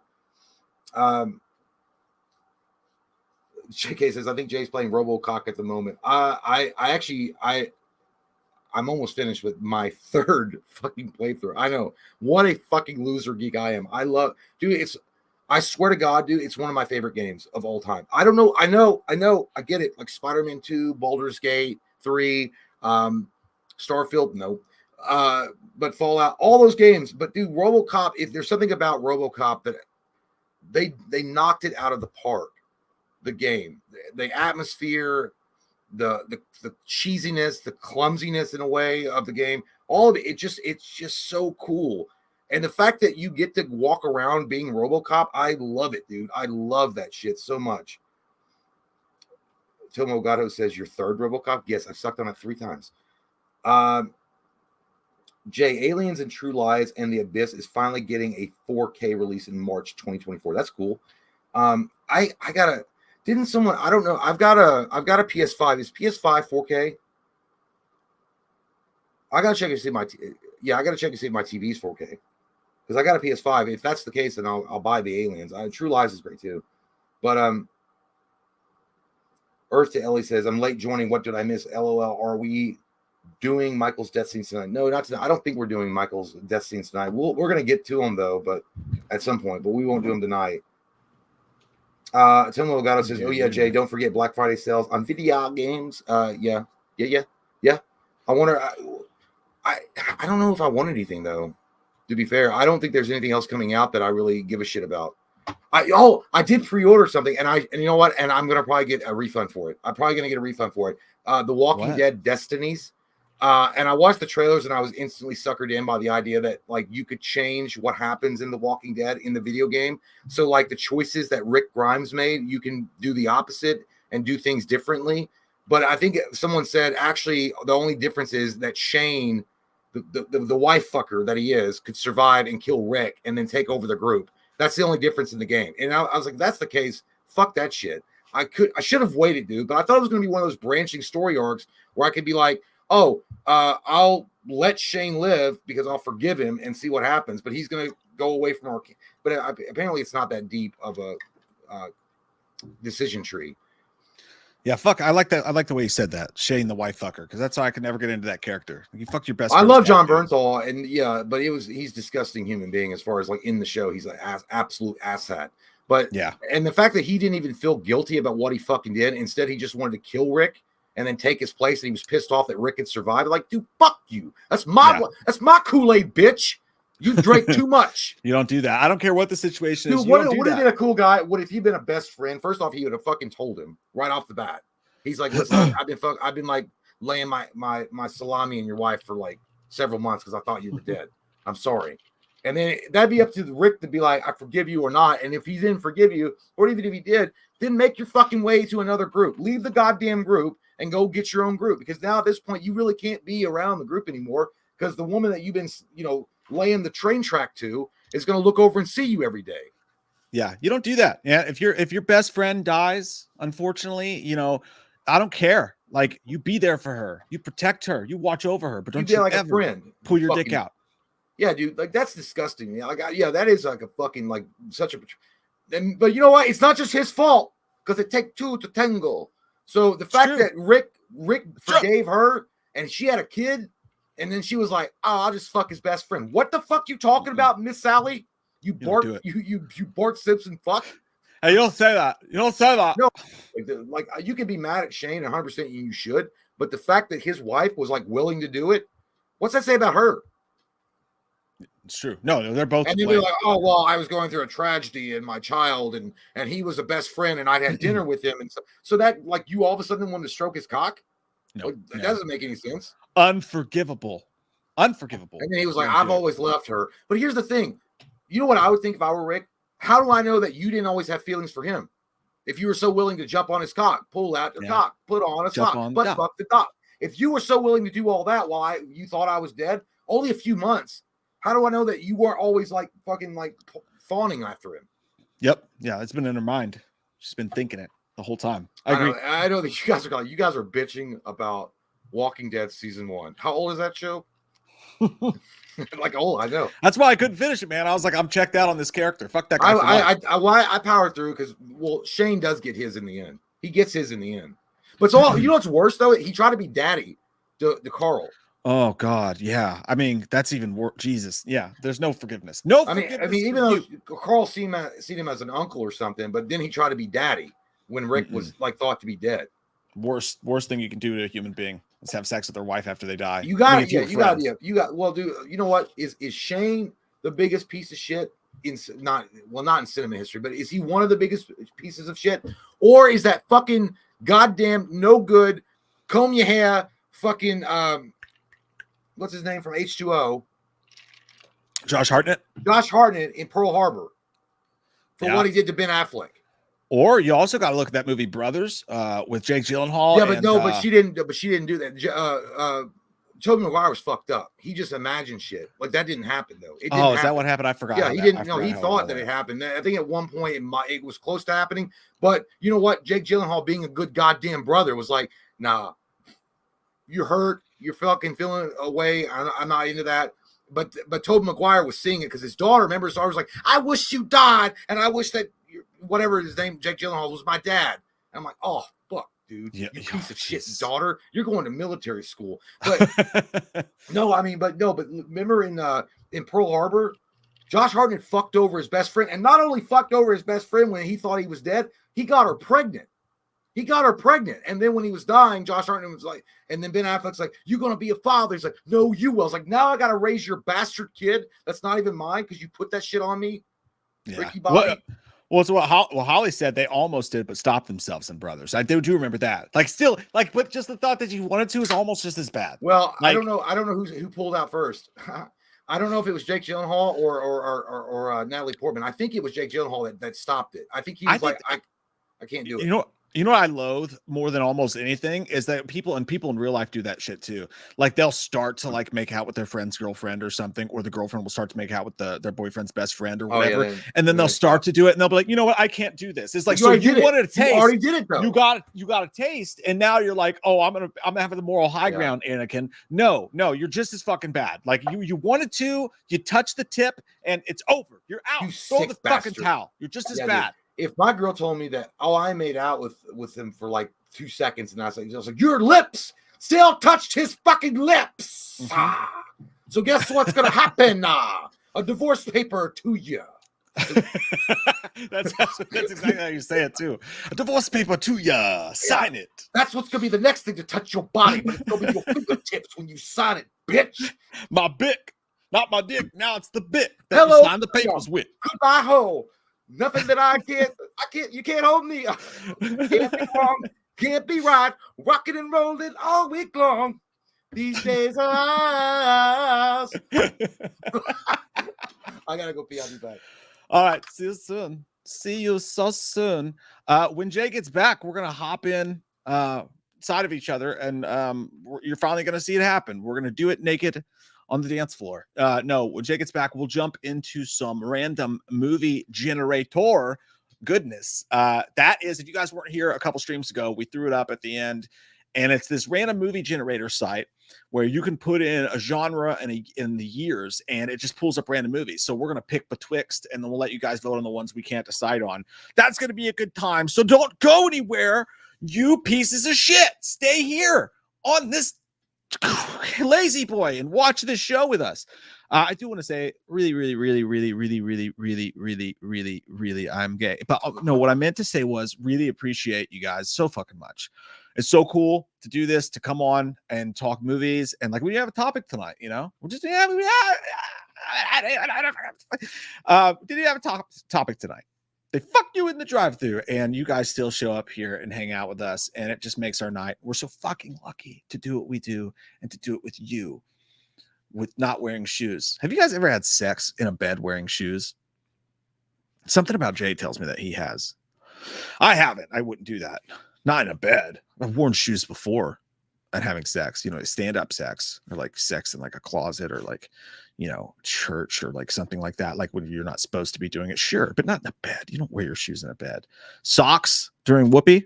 Is that something you guys do? Does anybody like to wear their socks? Does anybody wear a t-shirt while they have sex? Because I think that's just fucked up. Like, that's so weird. I think there's a name for it, like Winnie the Poohing or something. When a dude wears a t-shirt during sex, I think that's weird as shit. Plus, you're gonna get cum on your shirt. No one wants that, especially if you wear all black like I do most of the time. You can't have that. You can't have that happen. It's not good for anyone. But gotta wear socks for the grip, says Stacey James. Yeah, I mean, if you're fucking in the kitchen, you don't want to be slipping and sliding around. You could pull a hammy doing that. Nobody wants that. Hidden Lavix is like, I've done it all. I've literally lubed up and made love to the arches of this woman's feet. I've done that. I've done that before too. Sex on a washing machine one time. Had her feet, and then I was like, oh, I might as well put them on my dick. Rootin' tootin', Texas tootin'. You ever waffle stomp turds down the shower drain? Me neither. I'm feeling like Jean-Luc Picard off this Shine Boy. It made me a sirloin with some bacon, mac and cheese. Payday got me living like a king. I've never done that. I can honestly say I've never pooped in the shower. I think that's disgusting. But I know people who have. Someone's a friend of a friend told me that their boyfriend would shit in the shower and like smush it down with his feet. I can't remember who told me that, but that's fucked up, man. That's disgusting. I pee in the shower all the time. I like to play a game in the shower. I get to the back corner of the shower and just see if I can make it right in the hole. No, poop in the shower is gross. Never pooping in the shower. That's ew. Why would you do that? Why? Fun story for you though. When I was in college, I was only there for a couple weeks, and I was this little fucking punk kid and had like jet black dyed hair and it was fucking like out here and spiked up and my dickies and shit. Did not fit in the college that I was in. But I remember I never really got used to it. And you had this like we're in the dorm and like the bathroom was just like a couple turns away. It was right down there. But you had those showers that you would go to and they would jet pump the fucking shower thing out of there. And it was cold like half the time. So you just like go to the shower. You set down your little caddy with all your shit in it. You wear your flip-flops in there. And then you're just like, here we go. I hate my fucking life. And you turn the lever and it's just like super water pressure, but freezing fucking cold. And you're just standing there like, and, you know, and it's awful. It was horrible. But I remember for some specific reason, I just had this weird memory where I was getting ready to go to the shower. And it sucks to take your clothes and like put them somewhere and try not to get them wet. So I just took off my shirt, and I think I had my undies on at least, but I had a towel wrapped around me and I was carrying my little caddy. I opened the door and this dude is walking by with like 3 chicks and they're walking by the hallway and I'm just like shutting my door and he's like, Jesus, dude, put on a fucking shirt. And I'm like, hey, there's not supposed to be females in the male dorms. I mean, so like I could tell on you if I wanted to, Richard. But that stuck with me. I was just like, it's right across the fucking hallway, man. God, that was very weird for me. There was this one chick that had a lip piercing though. I had brought up to my, that was cool. And it was weird because she invited me to her dorm. She was in a frat, right? And she said, come over she'd been in a frat. She was in a dude. She's in a sorority. She invites me over there and she's like, come inside. And I think it was this weird like sex cult thing that I walked into. I can't. Oh, you're muted. Sorry. Oh shit. Never mind. I had you muted. You're not now. You're not muted now. I was saying Green Acres is the place for me to be. Fucked up the words. I don't know. Did you guys ever watch Green Acres, man? That shit was depressing as fuck. I don't know why, but whenever it came on TV Land, like Nick at Night, was it Nick at Night? Yeah, that was the first time I watched it. I was like, this shit's depressing. I never watched it. The intro to the Beverly Hillbillies always depressed me for some reason, too. For me, I remember watching some Beverly Hillbillies when it was back in the day. Like some of them were pretty funny, but there was something about Green Acres. It fucking like as soon as I heard that music, it was like, God damn it, Jesus Christ! Why don't you be a professional? I'm sorry. It was letting me know there's going to be a solar storm in 2024. We are going to die. We're all dead. Give us all your super chats now. Did you hear about that? Before we die. No. What happened? There's like literally a super powerful, holy shit, mackerel solar storm that's supposed to hit the Earth in 2024 when we're entering into the most active phase of our sun. And it's going to shine its light down and piss all over our internet access. I don't like that. It's scary. That upsets me. And I don't like to think about those kind of things. I know what I was saying was this girl invited me over to her sorority, right? In college, the 8 minutes that I was there. And I come in there, and it was one of those moments that you'll always think about for the rest of your life. Like Tina was a man. You'll always wonder if you did enough, right? I would always try to get her over my dorm, like try to make out and shit, like try to get her. And then she always had she was so busy. Like, I got a sorority party. I've got to go to April's house or whatever the fuck. And then so she invites me over. She's like, oh, I got a couple hours finally. Let's hang out. But you got to come here. And I come there, and she's laying in the bed, and she's like, come sit. And there was 2 other girls in the bed too. And they were hot. And they're like, haha, does it make you uncomfortable that I rub on my friends? And I'm like, what the fuck? Are you fucking with me? Because if I make a move and I get slapped I don't know what to do. And I didn't do anything. And then nothing happened. And you just always think about that. Could that have been a fucking foursome with no dudes? Yeah. And forever, you will always wonder about the chance that you didn't take. You should have been Jim Carrey and Yes Man and just said yes to everything. I know. Me today, Idiot! I've been like, all right. I thought it was good. Who's got the? I don't mess around with no Oscar Mayer wiener. You better not have a dick, because if you do, I'll suck it. I swear to God. But anyway, that was just a story. That somehow that story came from Rootin' Tootin' Texas, talking about pooping in the shower. Pooping in the shower, man. You got to do it sometimes. It saves time. Shit. Get yourself ready for the work. Nighttime, it was not that piercing. It was she had a lip piercing, but I did mess around with a girl once who had a piercing down there. And she was older, and she put my hand down there, and it was weird because I was like, "Oh my God, you have a nail in there! What is this? It's already confusing enough. How do I get my hand around this piece of metal jewelry?" I didn't know what to do with it. I didn't know what I fumbled the bag on that one too. That was a mess. But I was young. I put my hand down this girl's pants, and I felt like something metal attached to her clip. Like, madam, you have suffered a shock I will notify. I will notify emergency medical personnel. It was one of those moments like the beers. Nobody drink the beer. The beer's gone bad. I was like, "Do you have a She slapped prosthetic?" me in the face, like, get the fuck out of my apartment. I was like, thank you for your cooperation. Good night. That's how you get out of that shit.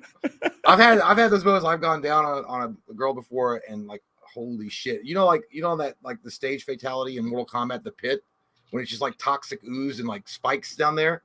That's what it smelled like. It smelled like goddamn dried ass garbage and like all sorts of vile shit. And I went down there and I can't, like, dude, like literally, I fucking Batman myself out of the situation. Like, you know how Batman, when he throws the smoke pellet and he just like rises up out of it, like in the original Keaton, that's what I did. And she's like, "What's wrong?" I was like, "Oh, fuck." I was like, "I'm sorry." I was like, I got the worst stomach ache ever, and my knee hurts. I had a roast beef sandwich. Oh, not roast beef. Oh, yeah, you've got the meats. I got the meat sweats.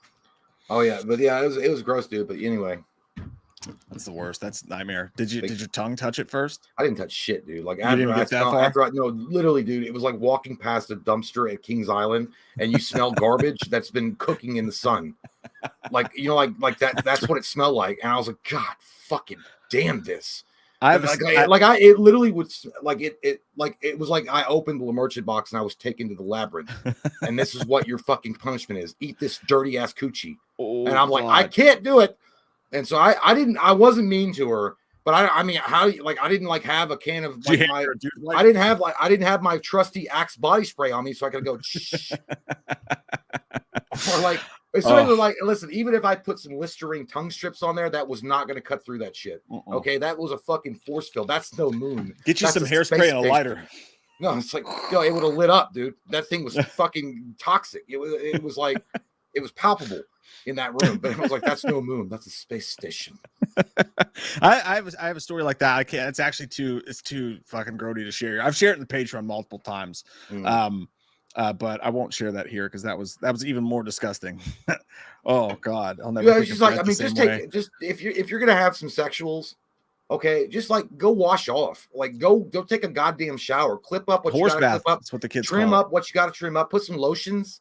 Some things you can't wash off though. Like, well, listen, if you got a disease, fuck you for not telling someone beforehand. But here's the thing: put some lotions and potions on your shit, and like have a good time. But otherwise, don't be a dirty ass hoe. And that goes for men or women. I'd be like, oh yeah, so what? I worked out a little bit this morning and I didn't shower. So what if there's a little bit of juice down there? I thought men liked yoga pants. You fucking beanie weenie smelling bitch. Beanie weenies, that'd be the worst. Adrian Barr said, do you think Art the Clown would be a cool DLC Mortal Kombat character? Can you imagine the fatalities in later seasons? Rick did become cold and savage like Shane. That's true. He did. Rick did lose his way for a little bit. I would too if that happened to me. Shit. Well, Rick got more totalitarian in the way that he was handling the group. He was like pretty much like, democracy is suspended. We're not doing this shit as a group anymore. You guys are pussies. I'm making the decisions. I've had to make all the hard decisions. I've lost my wife, my best friend, who was also fucking my wife, who also I had to kill with my bare hands. My boy Carl won't cut his hair. He looks like some emo freak that listens to Ghost constantly. I'm done with this, and he won't get a job. But no, he did become a lot more, but he got better in the end. But Art the Clown is a DLC character. Yeah, well, it's funny because someone asked Ed Boon if him and his team just pick characters that they like to throw in as a DLC character. He's like, yeah, pretty much. So it's possible if he likes Art the Clown, I could see it happening. I mean, yeah, as far as fatalities go, would he fit in the world? Yeah, it's all freaky and weird anyway. I mean, they literally brought in the last Mortal Kombat game. Well, no, in this Mortal Kombat game, they've got Omni-Man, they've got Homelander, they've got a couple of Omni-Man would be fun. They've got, well, yeah, he's already out. He looks like he's a lot of fun, and then they've got two other DLC characters that are coming that look cool. But yeah, I mean, look at the last game, dude. In Mortal Kombat 11 or whatever the fuck it was, they had RoboCop, they had Predator, they had Terminator, they had Alien. Let me ask you a question, by the way. Marry, fuck, kill. Marry, fuck, kill. Omni-Man, Christopher Reeve, Superman. It's easy. Or who was the other one that you said was in there? Homelander. Homelander. Marry, fuck, kill. Homelander, Omni-Man, Christopher Reeve, Superman. It's 100%. It's easy. I would fuck Omni-Man. I'd fuck him because I like that Stasio. And he looks like he's a very gentle lover, even though he looks strong on the outside. I feel like he's gentle. Gentle. No. I think he's gentle.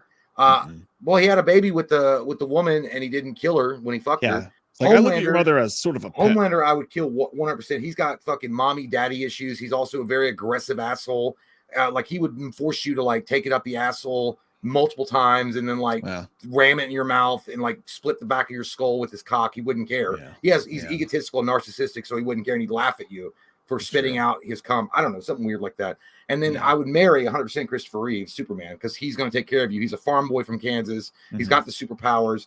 He knows how to work the land, and he's always going to bring you flowers on your anniversary and give you chocolates and like be there for you and maybe watch a movie night or something.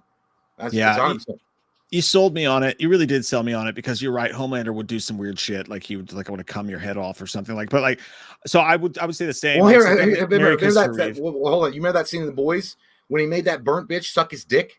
Yeah. Or give him a hand job. Gave him a hand job, and he was only satisfied after she did that. JK said Homelander will try to milk Jay. Yes, he would. No, that's a good question. All right, let me throw in a different one at you, because I agree with you completely on everything that you said. And plus, Omni-Man is just kind of fucking handsome. But let me ask you this one. All right, back to another thing that you said: marry, fuck, kill the Xenomorph, RoboCop, Terminator. Full robotic Terminator, not Arnold's Terminator. I'm fucking Terminator. Big strong man. It's going to be a little bit of a difficult squeeze, but we can make it full work. On exoskeleton. Okay, well that's fine. But he's going to be calm because he's my Terminator, and he'll do what I ask him to do. Because you got to do what I say, huh? Stand on one leg.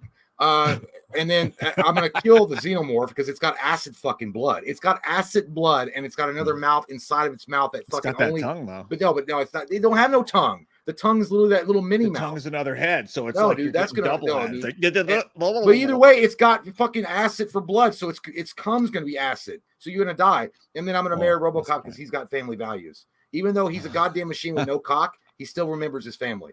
All right, you're absolutely well. No, I can't say that you've answered correctly. I can't. I don't think I could, dude. You know what it'd be like to fuck Terminator, like the exoskeleton Terminator. I'm not. You can't fuck either. Really, in it, they don't have no genitalia except Terminator does when he's not all burnt up. We have to imagine that they do in this scenario. They have a robot dick, but like, yeah, that would be so cold, and it would be so hard, and they could probably move at pretty quick speed, so it'd be really painful on your butt.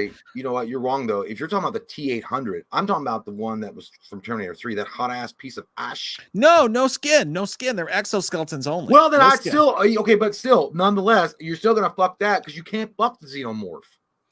Well, let's just pretend that you can. Maybe they have like a oil change hole or something. Like, you have an acid resistant condom. Yeah, but I think I don't know. Like, because you're right, you can't fuck a Xenomorph. That would be deadly. They would literally die. Maybe you marry the Xenomorph because, like, I think maybe marry the Xenomorph. You know, like put it in a cage. It's a dog. Bring it some scrammy eggs in the morning. Yeah, it's like a cool dog. Well, RoboCop is literally a family man. He was like a family man before he died. Right, but he's at least going to be gentle in bed. I don't think I could handle a T-1000 or T-800 in bed. Like my butt can't take that. He don't have no cock, and again, it has to do in this story they do. In my story, all the skin is burned off except for this long John Holmes sized dick. It's just like a robot thing. It's like a vape. You know, it's like a vape. Well, my T-800 would be a girl. Oh God, you can't change these things on me like how that. Do you know? You know, it's weird. You never saw a T-800. Was there any women T-800s? I don't know. No, just the one in the third one, like you said. Well, no, but she wasn't a T-800. Yeah. No, she was like a whole different new model. She's a new hot, sexy model. That would be definitely the answer there, though. Anyways, how about this? Let's do a game. Let's play a game.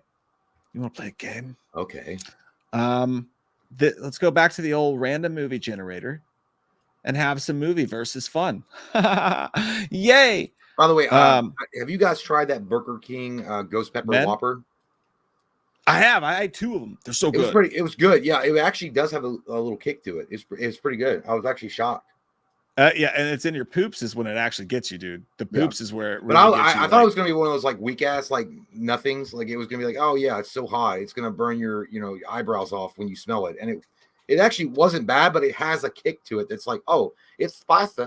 It came to play basketball pickup hoops, but it's not gonna beat you. Yeah, I was like, I really mean this. But I liked it, dude. It was good. Like again, the put extra hot sauce on it. No, I just left it alone. It was hot enough for I put me. I put extra hot sauce on it to activate it, and it didn't work. It just tasted like shit. No, it tastes like shit. I put my favorite hot sauce is Tapatio. It's my favorite hot sauce ever. And I put some Tapatio on it, and it just did not. It made the sandwich way worse. Tapatio, the battle cry. But no, I did enjoy that, and also I enjoy Wendy's ghost pepper fries, dude. You got to try them. They're so fucking good. It's just the oil, just the fries and the oil. So goddamn good. I did another ghost pepper thing. Oh no, I tried the mambo sauce you were talking about. That was good. Did you like it? So good. Fucking do it. So it was amazing. So I got extra ones, and sometimes I'll just like dip whatever I'm eating in the mambo sauce. Yeah. Yeah, the tip of so good. The burn is so hot. It stings. Yeah, you guys don't sleep on fucking McDonald's mambo sauce. Yeah, dude, it's so good. It's also gone too. You got to remember, it's almost gone. So, because I went there the other day and they were like, I don't know if we have any more. So that's when you know it's on its way out. So, oh shit, I got to change my battery. One sec. Yeah, mambo sauce is good as shit. It makes you mambo when you eat it. No shit, for real. Good times. Sorry, I had a little coke in my nose. Ola. I don't do cocaine. Michael says the TX is what it's called. Yeah, thanks, Michael. Yeah, TX. The TX. God, you guys are smart. Yeah, it was the TX in Terminator 3. I remember the T800 and the T1000, Robert Patrick, and then after that, I forget all the classification serial numbers or whatever they called themselves. Stacy James says the Ghost Pepper Ranch great with nuggets. Yeah, it's pretty good. As Tekka Aguilera 04, haha, they have Tapatio salsa in Kentucky too. Nice. Try Valentina hot sauce too. We have Valentina. It's not we don't have the Tapatio salsa. It's just the bottle at Walmart. And then I feel ashamed. I feel ashamed of admitting this to you all. But the first time I ever had Tapatio, and it was so fucking amazing. I thought it was like a special hot sauce that you had to order custom. Or not custom, you had to order it from somewhere else. I stole it from my Mexican restaurant, but I tipped them really well. I tipped them like 40%, not 25, which I normally do. I tipped them like 40%, and I'm sure they were like, "What generous man he is." Yeah, they know what you're. Sorry about that. Because all I had was like I had 2 beers and I had and my go-to nacho fajita Jalisco. That's some good fucking shit right there. God damn it. And you put some Tapatio on that shit, woo! You in fucking heaven. And then I was like, I was done, and I was like, I had that bottle, and I was like, just put that in my pocket. And no one said shit. They have it like at Walmart. I know. I didn't know that. I thought it was like I thought it was like a special thing for that restaurant. The best hot sauce. But I gave him a 40% tip to make up for the theft. That's fair. I mean, that didn't matter. Went straight to the waiter's pocket, but good for him. But I mean, the best fucking hot sauce you can get, dude, is Melinda's ghost pepper wing sauce. I put it on everything. It's so hot, burns your butthole. Yeah, it's so good, dude. Sorry about that, by the way. My dog, my 7-year-old's really specific about her shoes. Like the way she is with shoes is kind of like the way that little girl was in Signs with her water. She's like, it's contaminated. Like you buy all these shoes and she's like, I don't like it. It's uncomfortable. So she has specific shoes that she wears. And I look over and Hella's just ripped her boots to shit. So now I have to go find some new fucking boots. You know what? God damn it. That fucking dog. Does anybody want a dog? You should tell your daughter these boots were made for a walking. And that's just what they'll do. They're still good enough for you to use. If anybody wants one. All right, so we're gonna do horror. To start with, decade 90s. You think we did 90s last time? You want to go 90s again? No, do 80s. You want to do 80s this time? What about 80s to 90s? Can you even do that? I don't think. No, okay, just do 80s then 89. 80s. All right, we're gonna do 80s horror. This could get tricky because I've not seen. Okay, well they're only going to show like probably the most popular. Nightmare on Elm Street versus Vampire's Kiss. Gotta remember to say it for the podcasters. Nightmare on Elm Street is great. Definitely Nightmare on Elm Street. I love Vampire's Kiss. Vampire's Kiss is good though. Hellraiser. Nightmare on Elm Street still wins. Hellraiser 2 is great, but it feels like it feels like, you know what it feels like? Hellraiser 2 feels like Halloween 2.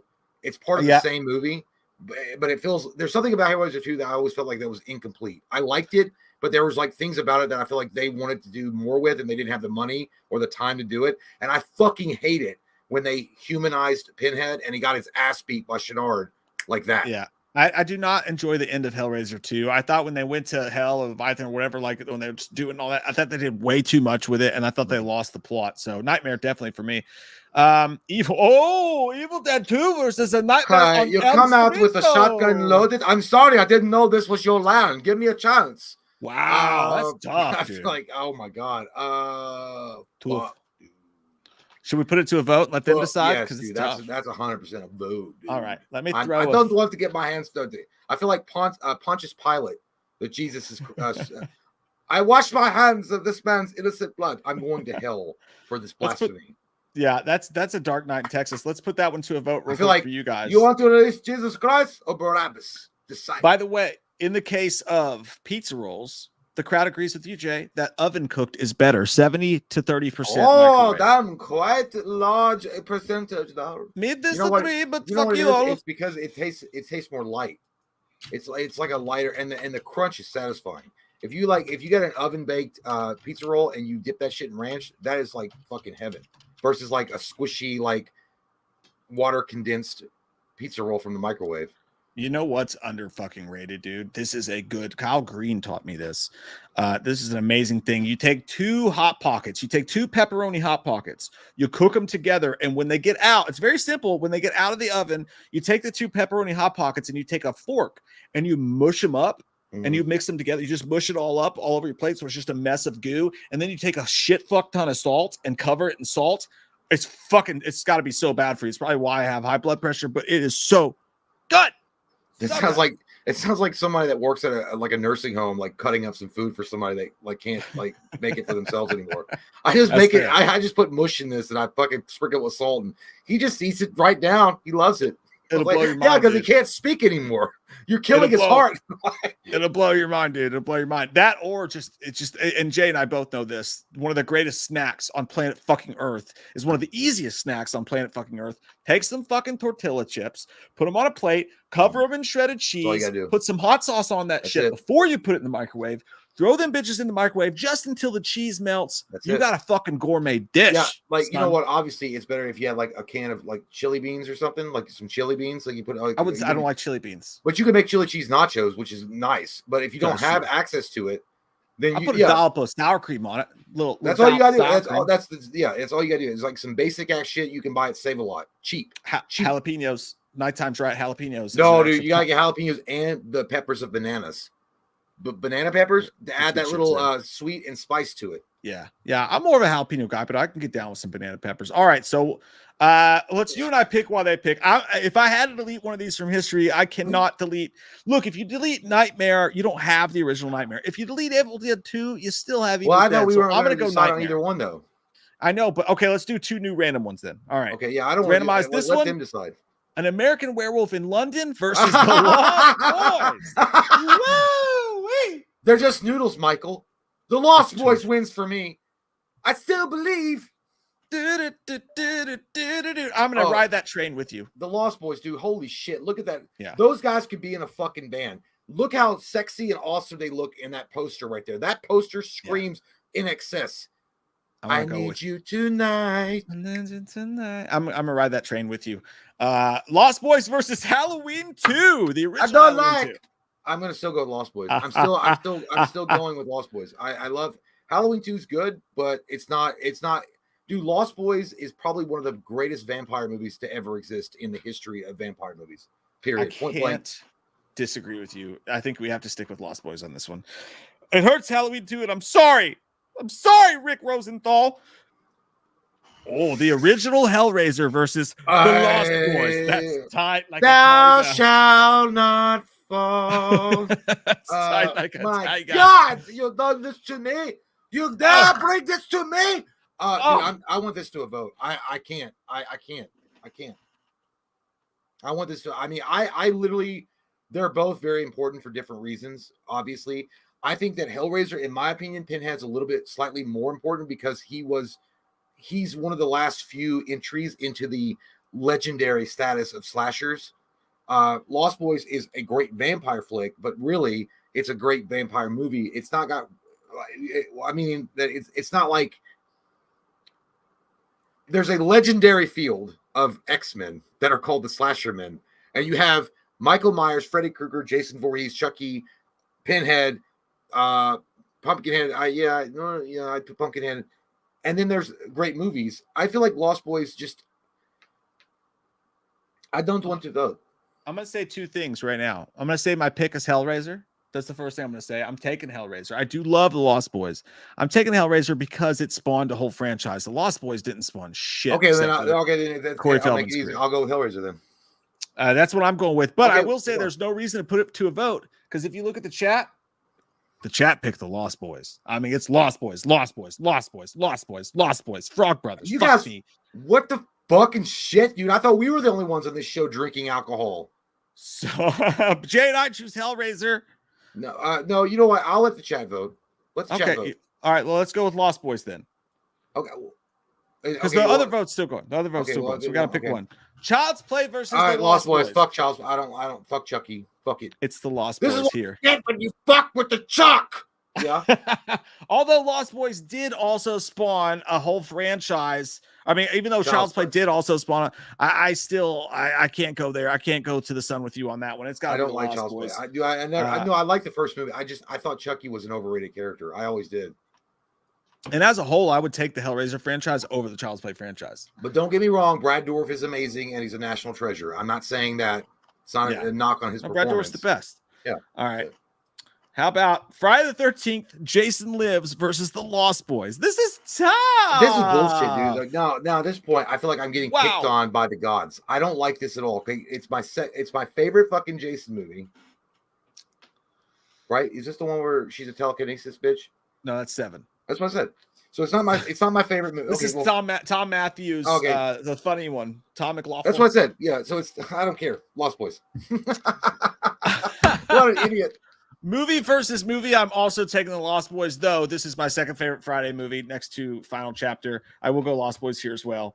The original Friday the 13th versus Lost Boys. It's going to be the Lost Boys. The original Friday the 13th not that. It's great. Not. It doesn't suck, but once you watch it, you have no reason to watch it ever again.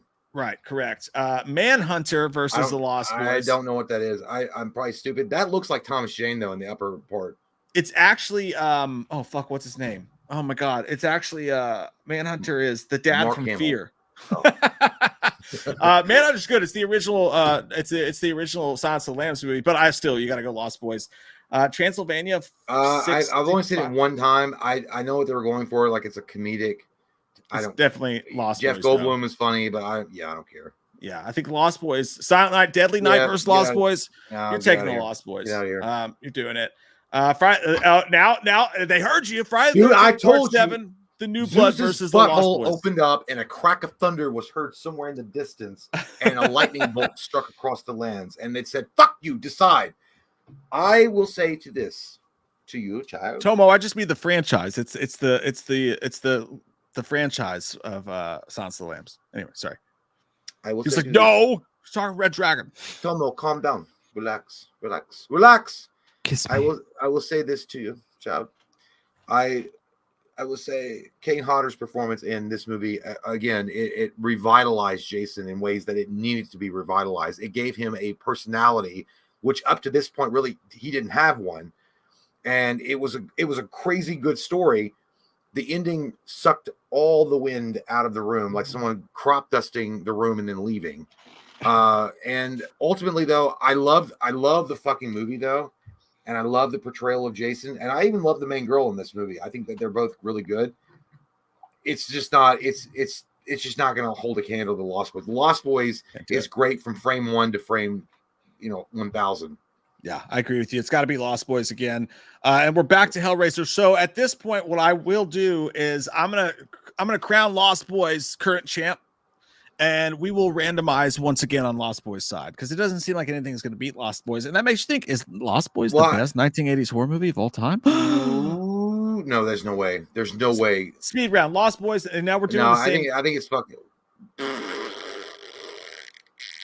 Lost Boys versus the original. Here's the thing: The Evil Dead, and people are like, "Well, you picked the Evil Dead 2. You said that was less than the Lost Boys, but the Evil Dead was something like this was Sam Raimi with a group of friends going out making a low budget horror movie in the fucking woods with no huge production studio behind him and doing this shit on his own. You got to respect the hustle, and you got to respect what this fucking movie did for horror and cinema. Literally, it showed like this. I feel like Evil Dead is the grandfather of like stuff like Blair Witch Project. Like it's the grandfather of like what you can do with little if you have a vision. I'm with you, and I think for the sake of switching up and getting some new blood in here, should we pick Evil Dead and see how it matches up against the rest of the field? I don't want to do that because I feel like everybody's gonna be like, "What the fuck? You're just doing that because you're like sucking Raimi's cock." I mean, I just don't want to go through the same thing, and also like that's a tough one for me. I could go either way. I'll pick the Evil Dead. Listen, yeah, Mike's right though, because Mike was right earlier. He said that Lost Boys didn't spawn any series. Like it was that terrible sequel that happened. It was fucking awful. Yeah, I'm taking Evil Dead. Let's do it. Let's take Evil Dead. Yeah. All right, Evil Dead versus Hellraiser. Evil Dead versus Hellraiser. God damn you, Charles. Okay, as far as enjoyment and the movies that I feel like that I enjoyed more, it would be Hellraiser. I feel like Hellraiser was a very unique villain in the fact that it was the first time that you heard a very cultured type of slasher that you never heard before, when Pinhead was going to explain exactly how he was going to rip your areolas off and eat them in front of you, and then maybe you could get invited over for tea afterwards. Like that was what was fucking scary about Pinhead, was the fact that he was very cultured, he was very mannered, and it was very precise, and that's what scared me. There was something about that was unnerving. Evil Dead was a big booger monster in the woods with the thing going. It was scary though. For the time, it was scary, and it was unique, and it was different. So I'm kind of torn on it. I would, man, at this point between these two, if it was me personally, I would pick Hellraiser. But as far as what the impact it had on cinema, I would pick the Evil Dead. I say we throw this one to a vote because I'm interested to see what people say. I think my choice would be Evil Dead in this case. No disrespect. Let's put it to a vote for fun time goodness. Plus, I got a tinkle. My dick hurts. I'm horny.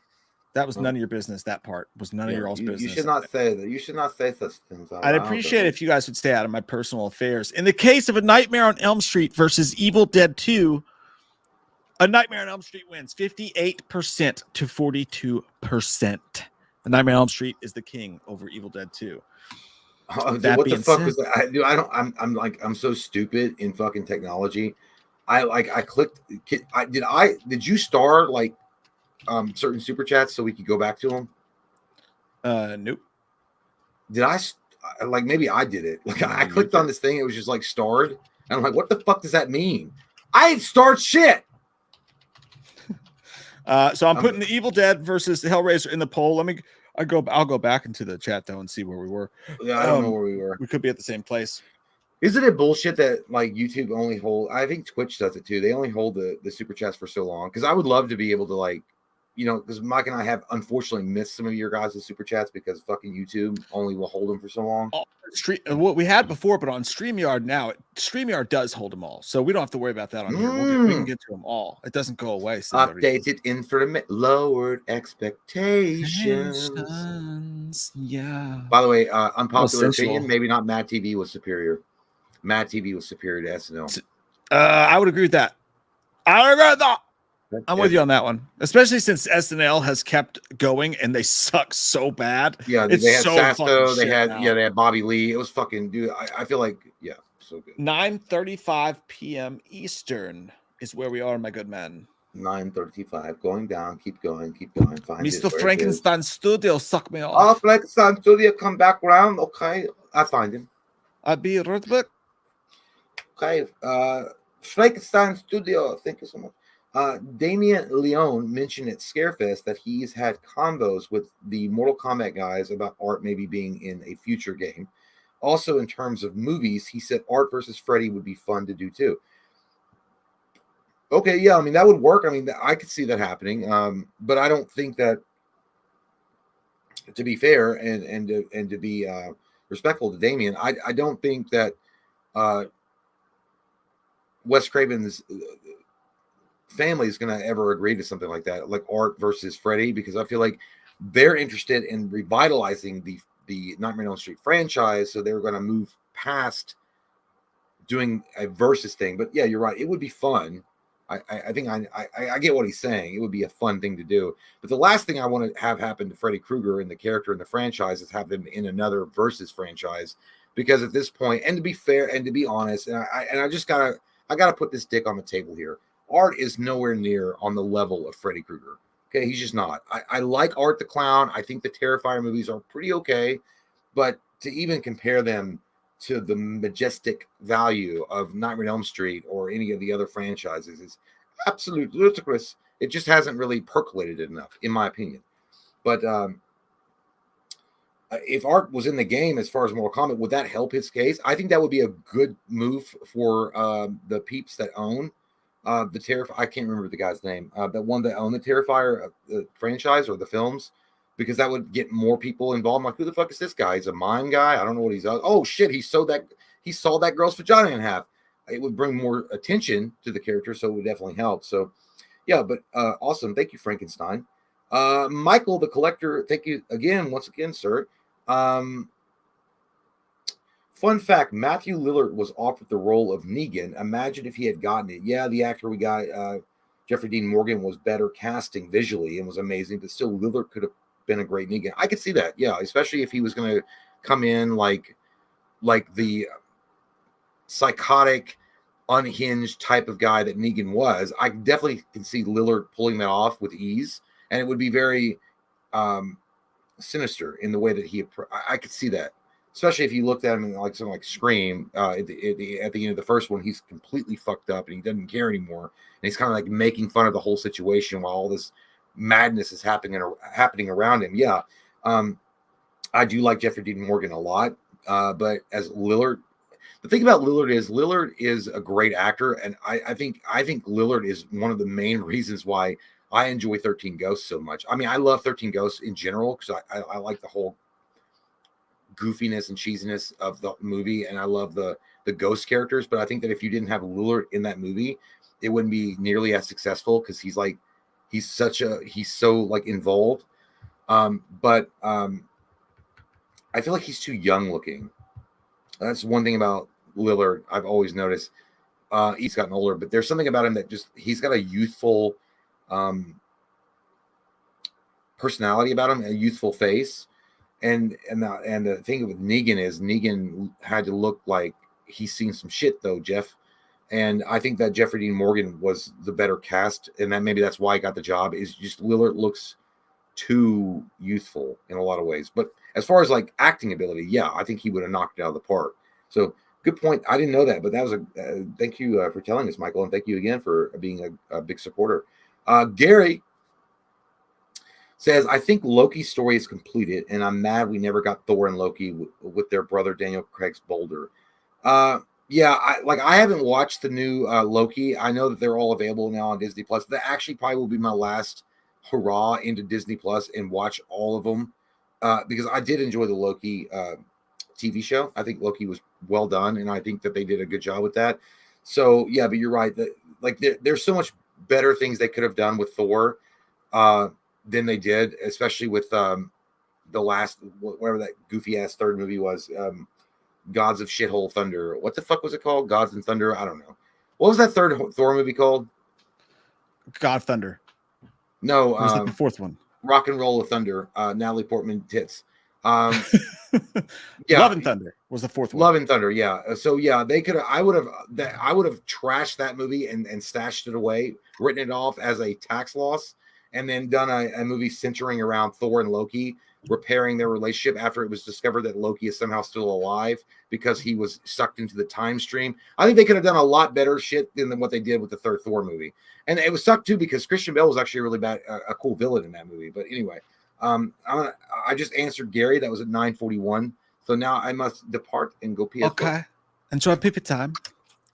Enjoy your pee time.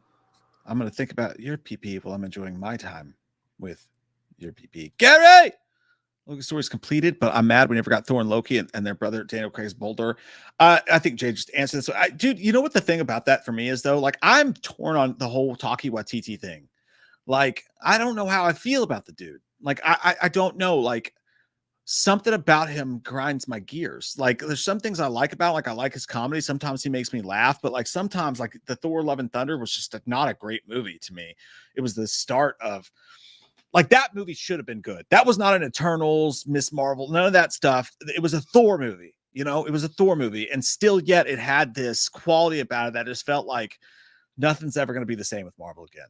You know, it just felt shark jumped. That's not even a saying, but like I laughed at it. I had a good time with it. I never want to watch it again. Like, because even then, even I laughed at it, I had a good time with it. I was still like, oh God, how many times are we do this fucking goat laugh thing?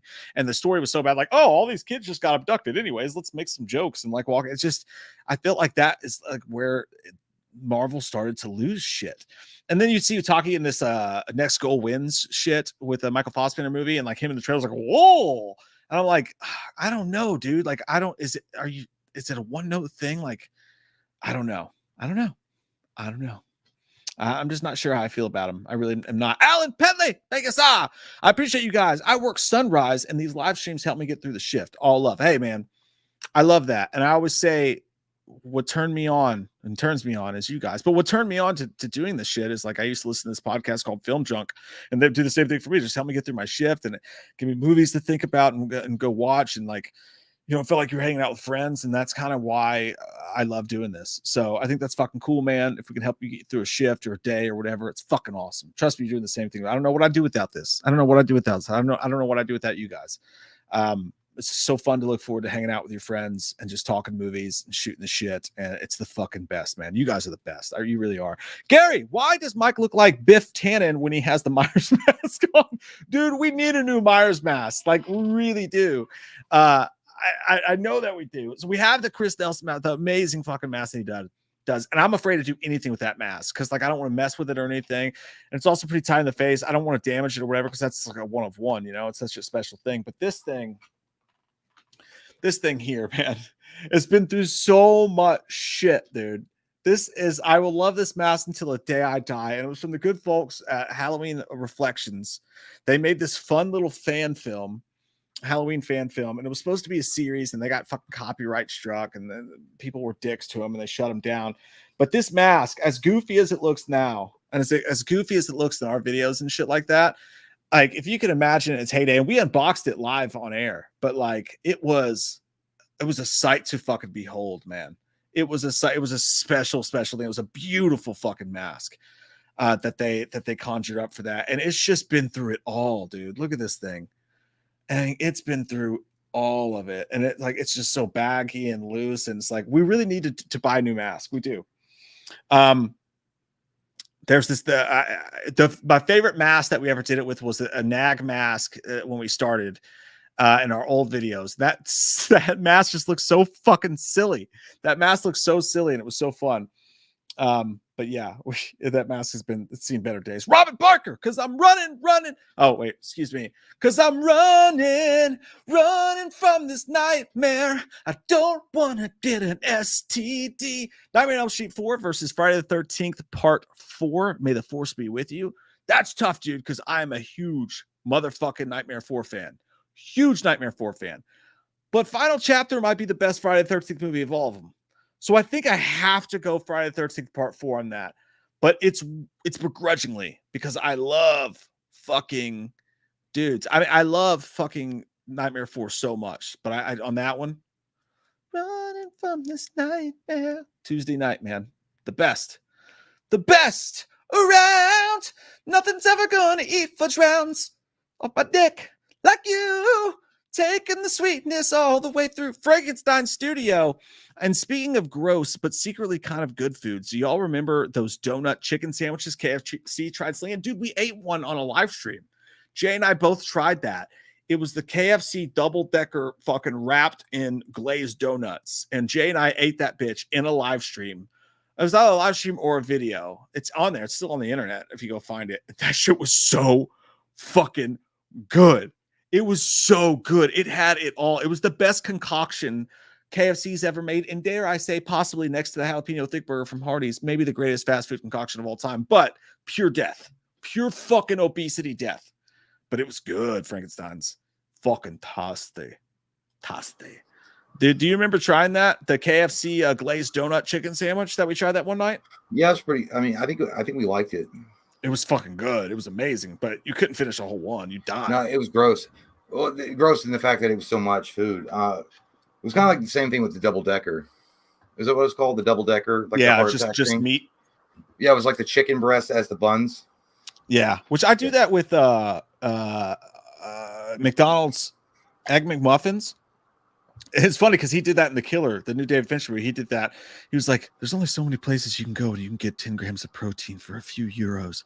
But he takes 2 Egg McMuffins and he puts them together, and he just takes the bread off and just eats it that way. And it's like it's actually healthy.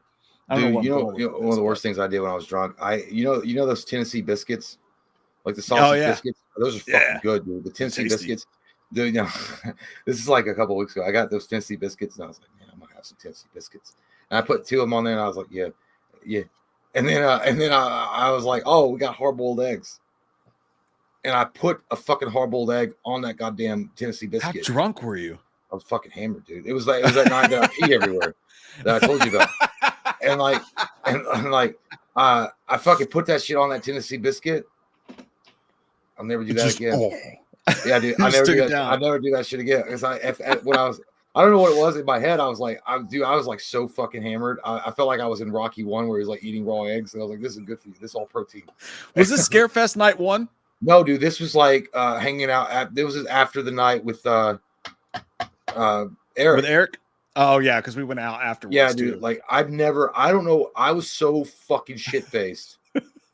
Like I feel like I teleported home. I forgot how I even got the fuck home, dude. And I had to ask my wife. I was like, did you pick me up from Mike's or did you pick me up from Eric's? And then she's like, you don't remember? I was like, fuck no, I don't remember shit. And then anyway, yeah, that happened though. And it was like, that was the stupidest thing I've ever done in my life. I've eaten worse shit, dude. I've eaten some terrible shit drunk. No, but dude, like I could feel it when I bit into it, and it was like it's literally like that shit you buy from Kroger or Walmart, like those hard-boiled eggs that come in like the ones in the packages that are all sweaty, like and they're all sweaty. And, like I took one, I broke it in half with I ate some of it. I was like, yeah, and then I stuffed that shit on there and I squished it down.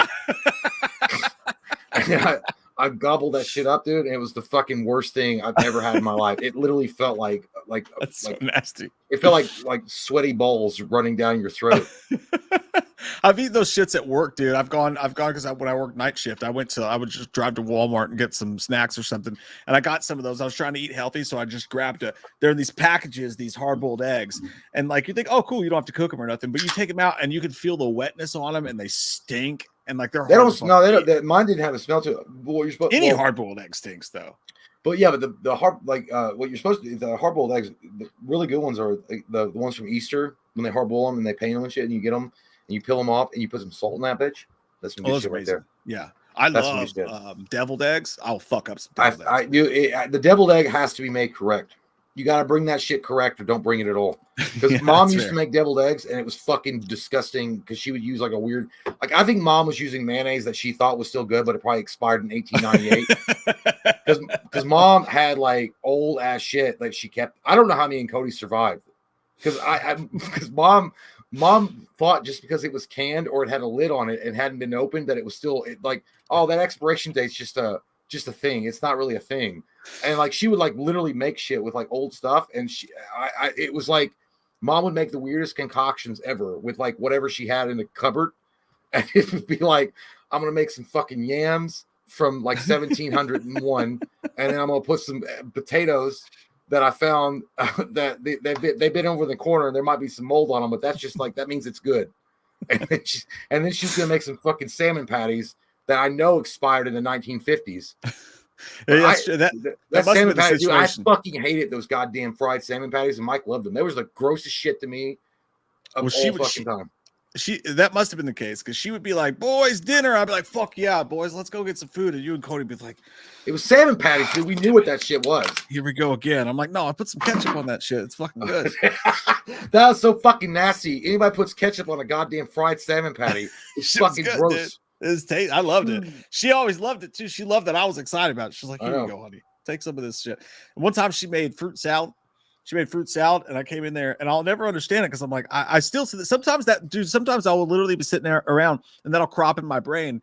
Because she was like, I made fruit salad. She's like, come get some of this fruit salad. Yeah. Yeah. She's like, come get you some of this fruit salad, Mike. I know you're fat and you'll eat it. And she puts it, she's like, and she goes, She literally verbatim, she goes, fattening. Oh my God. And she gave it to me. I was like, how is this? I don't understand. And it's like covered in like marshmallow shit. And I was always like, I don't understand why this is fattening. What are you talking about, Mom? I'm so confused right now. Yeah, dude. And then well, she was also like, you come home and then you'd be like, she's like, honey, I'm gonna make you something to eat. She's like, because I'd be like looking around the cupboards or whatever, and she's like, are you hungry, baby? I'm like, no, Mom, I'm just looking around. And then she's like, no, Mom knows you're hungry. Mom knows. I'm a grown man. And then I was like, Mom, I'm fine. And then she's like, Mom's gonna make you egg sandwich. You want one or two? And I'm like, Mom, I don't want, maybe one. And she's like, I'm gonna make you two. I'm gonna make you 2 egg sandwich. And she would slather that bitch in fucking butter and dip like the whole fucking piece of bread, and then fry some fucking eggs, like, and scramble them. And it's like, your egg sandwiches are done, baby. Now get them while they're hot. And it would literally be dripping with fucking butter. The big dad comes down the stairs in his underwear. He's like, honey, why don't you pop me some corn? No, because the thing was, you couldn't tell her no. You couldn't say, I just ate. Yeah. And then she'd be like, no, Mom knows you're honey, you're looking around, you're hungry. Mom knows. And no kid of mine's ever gonna go hungry if I can help it. That's how she always said it. Hawk smashes Mom, which is a very, very apropos segue. Good for you. Hi, fam. Moving in with my roommate. Any experiences? I never had a roommate, man. I actually kind of like, well, I did in college. I lived with Kyle for a few weeks in college, but he had his fucking girlfriend living there. That was actually the worst, dude, because I took a year off between high school and college and just kind of like partied or whatever. And then I would go, he went straight to EKU, to Eastern Kentucky University. So I would go up there sometimes on the weekends. It's like a 30-minute drive, and I would party with them. And when I would go, it was a fucking shit show. People in the hallways, they had boxing gloves, parties. I was like, college is going to be fucking great. Sounds like the hallway leading you to the blood sport tournament. Dude, it was amazing. It was the funnest shit ever.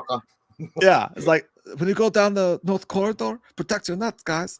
But yeah. And then we got to college, and he was dating this girl named Heather, and she was always in our fucking room, and she stayed the night with him. And whenever I would have a girl in the dorm, like, they would be like all pissed off about it or whatever and be like shitty. It was a fucking shitty experience. So like, my one roommate experience was not great because it was with Kyle, and his girlfriend was kind of a butthole. I think the reason why you and I are alive today to do this channel is because we never roommated together. It's true. I think if we had roommated together early on, I think we would have died. I think it would have been a really, really bad disaster. I mean, maybe we would have started the channel early on. Maybe the channel would have come out right when YouTube started coming out, and maybe it would be bigger. But at the same time, they'd be like, in memory of the two that made pioneering roadways into YouTube. It was short, but it was sweet. Yeah, hey, man, I think we would have died. I think we would have 100% died. It's not too late. You could just move in with me right now, and we can just make content all all day long. long. I'll divorce my wife, and we'll go ahead and be like not gay lovers and go to North Dakota and live together. No, I'll keep mine. Someone's got to make us egg sandwiches. I'm like, hey, okay, we'll just keep, you could keep hope alive that you might get back with her, and she could just make you egg sandwiches and send them. That's true. That's true too. Yeah, but you're right. It wouldn't have went well. But as far as like any experiences, I hope that you guys get along. I guess that would be the only. Hope you guys have like boundaries. No, I do. I did have a roommate, and I got kicked out 3 days fucking later. That's true. Jay had a roommate for about 48 hours. Yeah, dude. Holy shit! I forgot about that because she said she could hear me fucking my weird girlfriend at the time. I'm not gonna get into the details about that, but yeah, dude, like there was a whole I literally had a roommate, and then 72 hours later, which was fucking crazy, I was already moving back because she's like, I can't play. She was like, it was like, you know what it was like a Real World Seattle experience, like that show Real World. Like the whole conversation when I sat down on the couch, she's like, I need to talk to you, and I'm like, okay. And it was right after that night, and Mike was over and experienced all of that fucking shit showness. And she was like, I think it's better if you leave, if you go back home. I'm like, what the fuck are you talking about? I was like, you need your money now?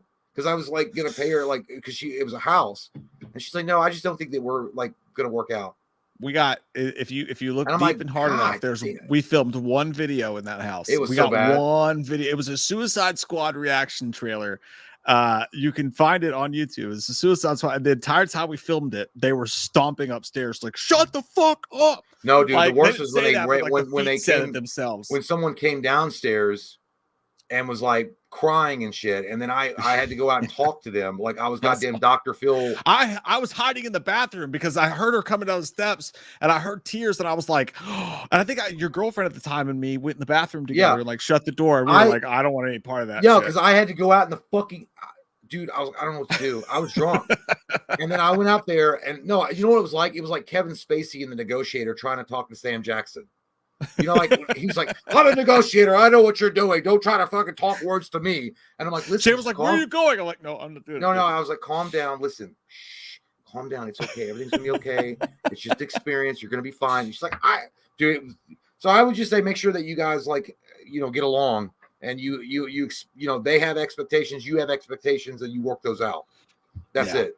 You know what's right and wrong. So, by the way, I didn't do anything wrong. In my opinion, I didn't do a goddamn thing wrong. I was just living my fucking life, dude.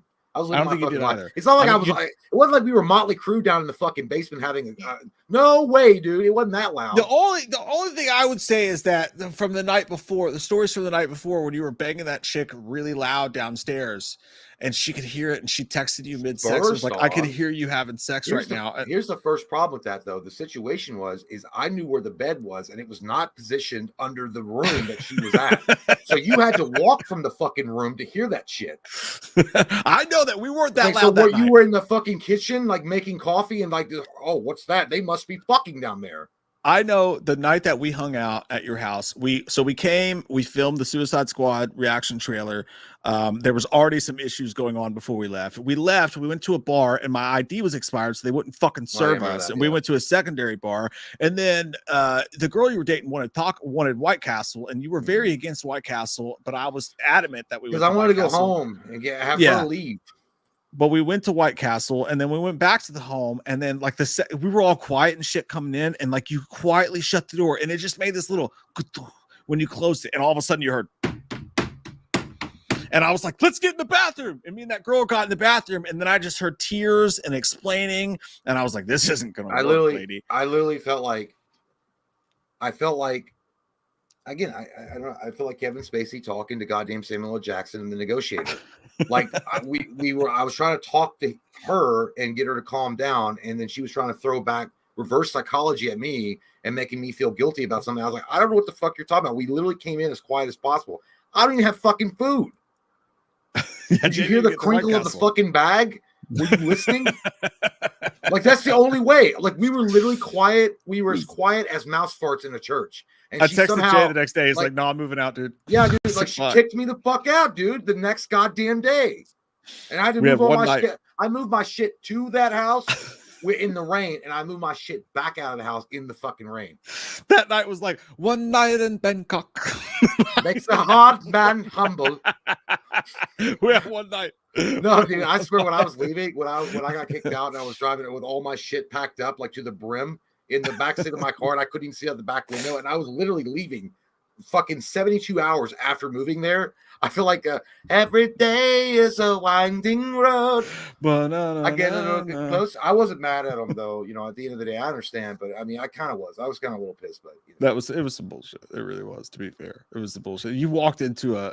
I didn't do. You should be like entrapment. That was entrapment. It was that entire situation was fucking entrapment. They knew they were going to kick you out the second you fucking moved in. Well, I literally moved in though. To be fair, I moved in. There was a lot because I figured we'd get along, but also bills. I figured, I'd help them out with bills and shit. And it was just like, I was in a basement. It was a nice basement. I had a lot of space in there, but it was like a little tiny fucking area. And I was like, I wasn't going upstairs and, goddamn, a circus was going through the house or anything late at night. It was only there for 3 days. I have yet begun to defile myself. I gotta, hang on one second. I'm seeing if I can find this. No, don't do that. Don't bring that. No, it doesn't give anything away or anything. No, I know, it's not like that. I know, but I don't want to watch that because that's don't do it. So dark memory. That's okay. I couldn't find it anyway. I don't want to do it. But if you guys want to see where I was at, it was he told you the Suicide Squad thing. Yeah. Gary said, I've been drunk loads of times, but the only time I woke up in bed not knowing how I got there was once. And that's because I mixed every alcohol. It's scary. That sounds like you suicided fucking alcohol. That's crazy. You really got to be careful, but it'll really get you to mix your liquors. Dude, I just now thought of it. I just now thought why the fuck I was so messed up. You know why? Because we went to Shinaway and I drank that shitty fucking beer from the pitcher. I tried to tell you, by the way. I drank that shitty beer from the pitcher, and then I switched over to the bottles, and it was too late. Yeah, I think I think that beer is so expired in those pitchers. It's like aphrodisiac at this point. we had one picture, and you ordered it as soon as she was like, "We get a picture," and I was like, "Jay, I know, but I was rule. it was too late. Don't order tap beer from here." And he was like, yeah. I mean, that was so we started ordering some regular beers. But didn't we go somewhere? No, we went to Marika's after that. And we had more drinks. Yeah, but the problem was it's already had the tap beer. Yeah, I mixed it in. But to be fair, we've been drinking for multiple hours at that point. I wasn't that bad the next day. I was bad enough to be bad. To the point where the next day I did not have any adult beverages whatsoever because I knew I was fucking hungover. But dude, I've had a lot of times. The worst feeling is when you wake up and your eyes open and you immediately go, "Oh God, what did I fucking do to my body last night?" And you can just feel it. It's going to be a long, shitty day. It's going to be a day of sitting crisscross applesauce in the shower. Like that's the worst feeling that you can have when you open your eyes. I feel like it's one of the, when you think you might have said something really bad or wrong, or then you do start like little snippets, like you're like a fucking James McAvoy in Split, and you can remember parts of the like little parts of the psyche is coming through. And you're like, what the fuck? Like you suddenly get like, I said that, and then you're like, oh my God, I didn't do that, and you're like, yo, what, you did that. Dude, and they sleep in slowly. Like you get one at 1 p.m. and you're like, oh God, and then at 4 p.m. you go, oh fuck, I did that. Dude, it's the worst. It's the worst fucking feeling. And then you're like, hangover I don't know. Guilt is the worst guilt alive. And then you get like an email or a text or something from somebody like, yeah, fuck you. Like, and you're like, what the fuck is going on, dude? I just woke up. Everything's fine. Like, everything's fine. I just woke up. And you're like reading the messages, and you're like, I don't know what the fuck you're talking about, dude. I woke up in a good mood. It's like, the dirty's dead on, dude. It's instant regret, even if you can't remember exactly what you did, but you know you did something. Like you know it was bad. Heart. You know it was bad. I think the worst would be like waking up in a drunk tank and not remembering why you're there. Like that would probably be the worst. So you knew why you were there. But you didn't get to a point where like you literally woke up because you tried to like fart on a cop or something while he was trying to arrest you. Yeah, I've been in the drunk tank twice in my entire life, and both times I remembered how I got there. Once it was because a girl was giving me a ride home. And you asked for that shit though. You asked for it though. I got a ride. I got a fucking ride. I was being responsible. I got a ride. An asshole. We were going to my parents' house. We were and she took me home, and I was like, "This is gonna be the best fucking night ever." And then the cop lights came on. She pulls into the thing, and then the cop comes over. And I just got one of those like new digital cameras. So when the cop comes up to the window, I just started taking pictures of him. I was trying to get like good shots of the cop. Was Michael Moore. Columbine. He's like, I want to get a good angle. Yeah, I was taking pictures of the cop. So tell me, pig. Is this what it's like, pig? I wasn't being rude to him or anything. I was just taking his picture. You had it wasn't like one of those TikTok things. I wasn't like, show me your badge number. I was just like, oh yeah, you look good in that bat. And I was like, and then he was like, step out of the car. And I was like, why though? He was like, step out of the car. And I was like, okay. I got out of the car, and he's just like, get in the back of the cruiser. They didn't even fucking cuff me. Like that's how non-abrasive I was. He was just like, get in the back of the fucking car. And I was like, oh, you're going to give me a ride? That's nice of you. And he pulls up to the jail, and I was like, excuse me, sir, why are we here right now? And he's like, and they just take me to book me, put me in a drunk tank. And I was like, what the fuck am I even doing here? I still think that was a false arrest. I didn't do anything wrong. I wasn't AI. I was in a car. Well, you imagine though, like you waking up though, and you reading and they're like, what you're like, what am I here for? And they're like, oh, you have battery on officer ×2. Disorderly conduct, public intoxication, driving under the influence. You're like, what the goddamn fuck shit? And they're like, yeah, you spit on a cop, you kicked one when he was trying to put you in the car. It's like, you was serious about that? Like, you literally counted that? I was drunk. Like, I didn't mean that shit. If you spit on somebody though, fuck you. If you spit on somebody, it's battery. Oh no, it's assault. Yeah, if you spit on someone, that's fuck you. You need to go to jail. Fuck that nasty ass shit. If you spit on someone, that's disgusting. That actually happened because I was in a jail cell for a story just like that. Something stupid. I didn't even do anything, but like I was in there and I was just the wrong place, the wrong time. And I'm in there and I'm sitting there in the waiting room. You know, they spread my butt cheeks. They didn't actually, but like all that shit. Yeah, this dude comes in. You just hear screaming. you're in the booking area, and I just hear screaming, and this dude comes in, and they've got one of those fucking Leonardo DiCaprio Iron masks on him, like a net, because he had been spitting in the officers' faces while they tried to subdue him. Spit hood. Yeah. And the next morning, I went to the court and like got my shit or whatever, and like got out of there. And this again, guys, this is like 20 years ago, but like I got out of there, and he comes up he's on the screen because he was still in jail, so they just pulled him up on the screen, like Zoom. Oh yeah. And he's like, he's like, what I get assault for? And they were like, because you spit in an officer's face. You could have AIDS. You could have this. That's assault on a police officer. It's so gross. God it's so damn. nasty. Like, you're like, fucked, buddy. Like spitting to me is so. It's not even the fact. It's so like you're such a fucking like not in a cool like you're savage. You're a fucking savage. It's disgusting. That's such a lack of respect for some other human being that's just doing their fucking job. And it doesn't matter if it's a cop at all. If it's just another human being and you spit on them, you are a disgusting fucking pussy. And I fucking if someone spits on you, you have to fight them. You have to 100%. And if you don't, like, then you're a pussy. But at the same time, someone fucking spitting on you is the biggest, like, dude. There's not like you're a Neanderthal, dude. You're subhuman. To me, you're biggest subhuman. sign of disrespect there is. When you spit on a motherfucker, like you're subhuman. Like, I mean, you shouldn't. Listen, if you're getting arrested and you're fucked up, just like do what they say and get in the goddamn car. But at the end of it, if you're kicking or whatever, you could even like, okay, you shouldn't do that either. But you can even say, I was moving my leg and it bumped the officer, and that's why he put battery, and that probably get thrown out in court. But if you literally are and spit on somebody, fuck you, dude. I swear to God, I would lose my badge within 24 hours because I'd break your fucking teeth. Like as soon as you did it, I pull my flashlight out and break your fucking face open. It's ironic that we say that because you guys don't understand like the way that Jay, me, and his brother Cody used to get in spit wars. Because you just be sitting on the couch watching like a football game or something. Totally different. No, it's different because like we all knew it was coming. We also weren't drunk. No, we were sober as a bird. Nasty. But we'd be sitting next to each other, and you just know, like like Jay or Cody would be sitting next to me, and they'd just be doing this. And their face would just be out there, and like you just come overwhelmed with it, and you just go, God, I could get them so good. And then you're just like, and they're not looking, their face is right there next to you watching like a football game, and you're like right, and like the fucking thing hits them in the face. Yes, and it's a war. It turns into, and then all of us end up chasing each other around mom's house, spitting at each other from across the fucking room, holding up pillows, making forts. We got some spit wars, dude. The spit, I was in a spit battle one time so long that I literally was spitting like a fucking 90-year-old in a nursing home. I had no spit left. It was just dry air.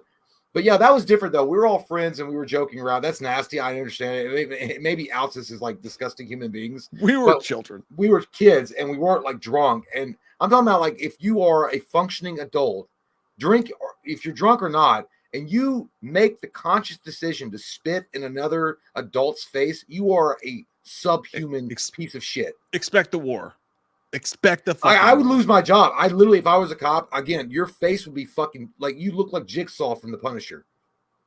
Yeah. Because I mean, Matthew, it would go in your, imagine if it went in your eye and you think that, oh, they've got hepatitis or they've got like something like AIDS or something. Oh, yeah. It's somebody you don't know. 100%. Matthew P said, Mike, what does your daughter say about dad having fuck posted on the wall? I have a picture I put over top of that when it's not like this. Obviously, my 14-year-old doesn't care. She curses like a sailor. I'm trying to from this angle, it looks like it says folk. But no, for the little kid. I have something I put over top of that. I'm actually getting ready to take that down and switch out the new background or whatever. But don't you fart on me. Don't worry about it. He's raising his kid the way he wants to raise it. What business is it of yours, huh? Huh? What are you waiting for, huh?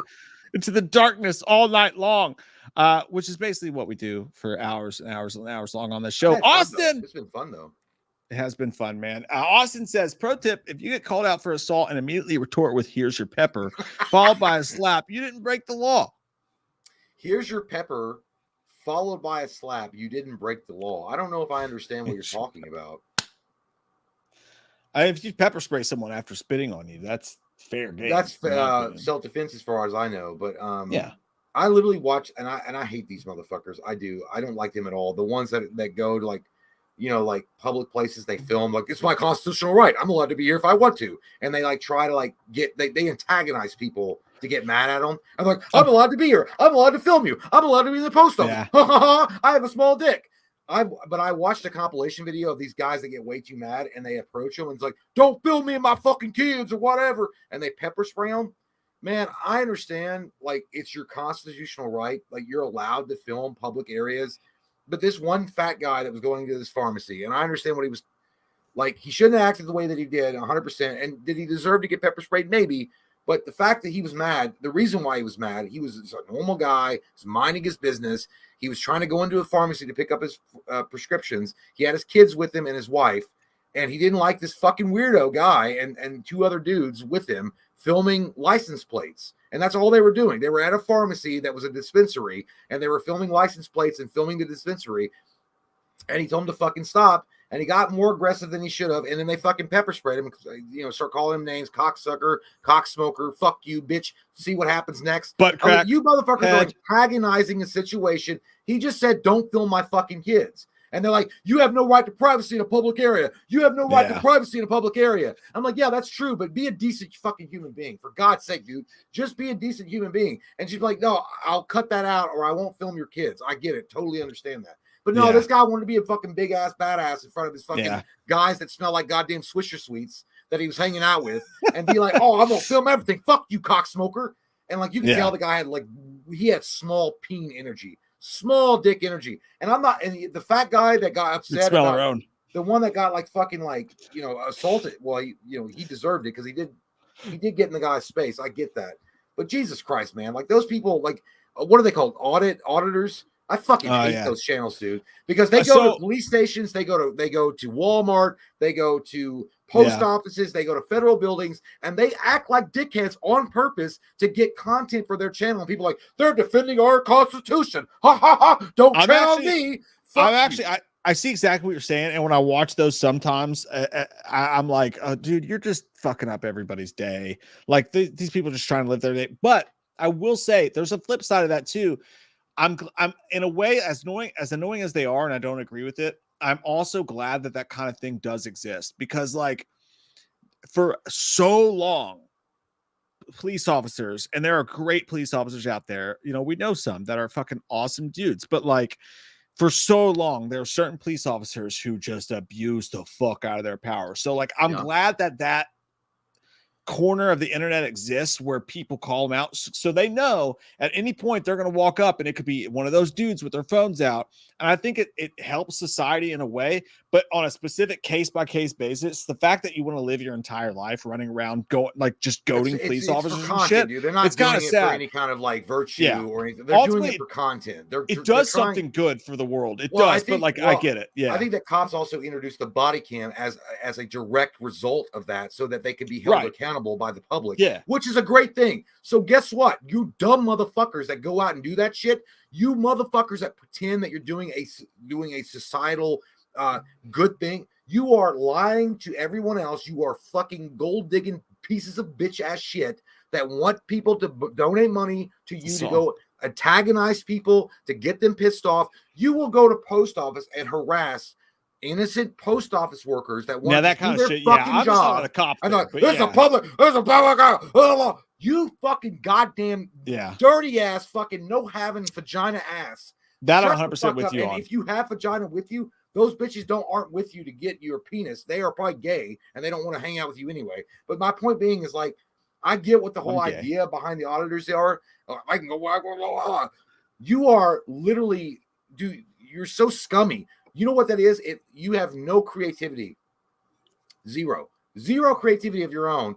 You can't come up with anything unique. You want to go out and fuck with people and get a reaction on camera and then post that and be like, this is what happened when I tried to go to a public building and show exercise my constitutional right.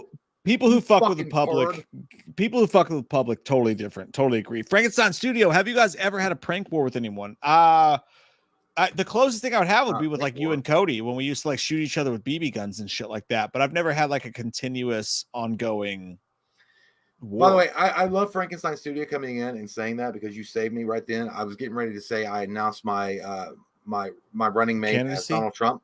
I'm going to be on the side of the conservatives, obviously. So thank you, Frankenstein, for cutting through that tension with some smooth butter knife action. No, a prank. I never had a prank war. I never. Me and Mike we've pranked each other before. I don't know if anything like. I don't think it's ever been anything serious, and it's not been consistent. We've never like, oh, I'm gonna set up a toilet to explode when you sit down and take a poop, or anything like that. Yeah, I will say that when I worked in a fire station for a little while, I did security for like a Toyota plant or whatever, and we were in the same room as the firefighters. So like our job was when there was a fire to do the dispatch and get everybody where they were supposed to get and all that shit. It was a pretty fun little job, but like we hung out with the firefighters all day long, and their pranks were pretty fucking great. Like they came, one dude took pepper spray and he put it in salsa. He put pepper spray. He took a regular salsa and he sprayed actual pepper spray into it. And he was like, "Hey man, you want a chip?" And I'm like working the phones and shit. There was like a fire, and I'm like, "Yeah, let me get a chip." I fucking took a chip of that and shit. I put it in my mouth. Was it good? And dude, it was fucking. It tasted good. And then 2 seconds later, I was like, I was like, I couldn't even use my mouth was fucking dripping wet. And then one time I went to take a shit, and these motherfuckers took mayonnaise packets, like the thick, like, Fisher shit, and they bent them over, and the toilet was one of those toilet seats that had those little ridges in them every couple inches, and they put it right under the ridge and set it down. So when you sat down on the toilet seat, it would fucking squish the mayonnaise packet, and it would squirt mayonnaise into your drawers. Well, you know what? At least they move, dude. I mean, that's nasty, but at least they liked you enough to fuck with you. Because if they didn't like you, they wouldn't have done that. They would have called you he's a rat bastard. All he does is report to the upper corporate heads. You're not a fucking cop. He's a fucking rat bastard. Don't trust that piece of shit. Yeah, fun time. Oh shit, we had a vote. We had a couple of votes going. We do have a vote to get to before we scoot the pooty poop tonight. The vote was Boogie. The Evil Dead versus Hellraiser, and the winner is yeah, it is Evil Dead. Evil Dead wins 60 to 40% over Hellraiser as the final vote of the Newt. I can't be like, too mad about it because again, we mentioned Evil Dead is, dude, it's the grandfather, I think, in a lot of ways, in my opinion, of something like the Blair Witch Project or Paranormal Activity. I mean, what you can do with a small budget and like just the idea of like your friends getting together and believing in each other and working at it. And the Evil Dead took him for fucking years because he kept running out of money and he kept like sucking dicks in the alleyways of Vegas to get that financed. But he didn't give up. And that was prior, like, YouTube, where you could just pick up, a webcam and make a video. Yeah. Like how harder that could have, like, you can imagine, like how crazy that would have been. You really had to want that. You had to really want to do it in the 70s. God damn, man. I'm glad it fucking exists in the world, man. Oh, before we fucking go, look at this son of a bitch right here, just popping in with a fucking gigantic leg drop like Macho Man. I mean, fucking Hulk Hogan. Tim, you're the fucking man, dude. Thank you. God damn, dude. Tim slipping in here late like Sting in WCW. Just coming down from the rafters and being like with the bat. No talk. No talk. Thank you, Tim. I got a bat though. Thank you, Tim. Not necessary, but we really do appreciate that, Thank brother. You, man. Sup all, late to the stream due to internet problems. Sorry I missed all these tough votes. Hey, those goddamn Spectrum dickheads. I know, man. Speaking of good dudes who are or post law enforcement at the very least, Tim is one of them. Awesome fucking dude. Thanks for fucking showing up and hanging out anyways. And hey, this is the beautiful part about it. And just so you guys all know this. Tim probably would have made a better RoboCop than that asshole they put in the remake. I would watch Tim in a RoboCop movie. What's his name in the remake? I want to see it. I don't know why. I just do. I always get him. Joel Kinnaman. Joel Kinnaman. Yeah, I hated Joel Kinnaman, dude. Oh my god. Kinnaman. He's a good actor. No, he's in certain movies he's great. In other ways, he's terrible. I don't need ghetto RoboCop. I'm just gonna bad. It was fucking bad. Seems weird. Hey, back up there, okay? Back up. Whoa. What are you talking about? Hey, what? Hey, whoa. Hey, whoa. Hey, easy. Hey, easy, pal. Don't be a weird guy. Don't be a weird guy. Put down the cannoli. This is a pizzeria. Whoa. Calm down. Everybody's welcome here. All right. Hey, take it easy. He was fucking ghetto as shit. Yeah, he was. He was like, I was waiting on fucking Eminem to do his goddamn soundtrack for him. Yeah, it didn't work. It was fucking weird. Tim, you're not fucking weird. You're fucking cool, man. We really appreciate you. Thank you so much. Hey, I'm glad your internet's fucking working. And the beautiful part is, and by the way, for anybody who doesn't know this, by the way, these streams stay up. I don't know why they do. We should probably take them down because the horrible, awful shit we say. you know what? I think We're it's definitely not going to get voted to be governor anytime soon. No, I think it's a cool feature though. Like, there's other channels that I watch, and they'll remove their VODs just because, like, oh well, if you weren't here for it, I guess that you'll have to be here for the next one. That's such a shitty attitude to have. You know what I mean? We should like, probably. I get what I get what they're saying. Well, no, I get what they're saying, but at the same time, it's like, fuck you, dude. Like, come on. Yeah. Like, people have lives going on. Tim, you're the fucking best, dude. We love you, man. Tim. Thank you so much. Frankenstein Studio said, in college, we'd break into each other's houses while they're at work, rearrange the furniture, put peanut butter on doorknobs, attach loaded mouse traps to light switches. God damn. You know the usual. Fuck. Okay, so I guess it's confirmed. Frankenstein Studio, aka Jared Leto, who doesn't understand, it's just a fucking role, man. It's just a role. It's a shitty role as Joker. You don't need to send dead rats to your co-stars. Like, you're not hard. You're not hard, bro. I would not be your friend, dude. I'd be like, fuck you. If you did that shit on my shit, no fucking way. I'll say this, dude. One night, I was staying the night at Jay and Cody's house. We were kids, and this dude came over and stayed the night with us. And he was kind of a troublemaker. My parents actually tried to get me to hang out with him because they knew he was a troublemaker. But I brought him over to Jay and Cody's house. Anyways, we went out and we were like, one night, let's go fuck up shit because we're bored. We're teenagers. Let's go. We went across the street, and this neighbor across the street from Jay and Cody's house had this like nice porch setting, and they had like a swing, and they had like chairs, and they had like little tables, little lights on them. And we decided it'd be really funny to go over there and to take their entire porch setup. And there was a little 2-lane road that ran in front of there. There's a creek on the right side. There's a little 2-lane road. And we took their entire porch and we rearranged it exactly how it was on their porch in the middle of the street. So if you imagine people driving down the street and you just see a full-on home and garden setup just in the middle of the fucking street. You know what? You know why that was so bad though, is because that road, the road that I lived on, it had no street lights. It was a country ass road. So I think that what they were thinking of is like, if someone's seen that as they were driving down that road late at night, they could have wrecked and gone off the road. Because that's right where I lived, there was like a bridge that fell like into a creek. Yeah, and then didn't think about that at the time. No, I know, but like that could have been like me and Mike and Cody could have been in the next chapter of what was that? Scared Straight? No. What was that? Scared of the Dark or the Midnight Society? Or Are You Scared of the Dark? Are you like an episode of Are You Scared? Are You Afraid of the Dark? Like, if somebody had died and then haunted us because of that shit. Dude, I'll never fucking forget. My basketball coach at the time was a sheriff, and he had found out through his detective work that we'd done that. And he went to my mom's work. I didn't get in deep trouble for it because of him, because he was my coach at the time. But he went to my mom's work and he told her what we had done. And I was sitting on the porch on the cellular phone. I was like a narc. The cordless phone. I'm sitting on the porch, just like 3 p.m. My mom gets home first. She's like, "You having a good day?" I was like, "Yeah." She's like, "Oh, that's interesting." And she picks up a broom off next to the door and just starts to fucking hit me with the broom. And she's like, "Do you know what the fucking sheriff said?" And I'm getting fucking hit. I'm like, "What the fuck is going on?" Because we did that at your house. I don't know if you guys ever even got in trouble for that. I think I took the brunt of that one. I got in trouble. I got in trouble for it wasn't that night, but it was close to that night. I took big fucking rocks from the creek bed area and I put them in the middle of the street, and a car ran over them. Because I put like 5 of them in the fucking middle of the median, like in the middle of the road, so you couldn't avoid it. And the car ran over it, and it was like you heard this cluck cluck boom boom, and like that was scary. The car went up the fucking it went up the road, and then I saw the brake lights.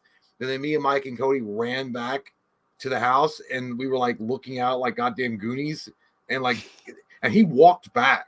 This poor dude, like he was probably like it was like a Pontiac Sunfire. Yeah, it was like some kind of shitty car, and he was like walking back, and he's looking around, and he saw these fucking rocks. Like he probably thought he like came upon like some kind of like Wiccan shit, like maybe somebody was doing some Wiccan like ceremonial shit in the middle of the road, and he was like.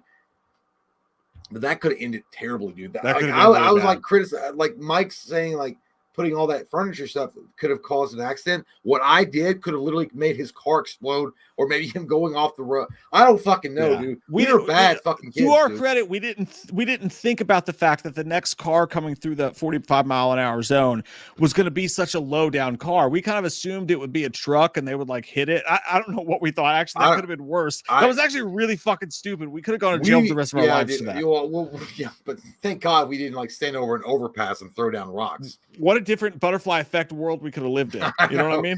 Me and Mike will be coming to you live from San Quentin. We've been here for 40 years. Such assholes. And we didn't realize we were being assholes. We were just trying to make each other laugh.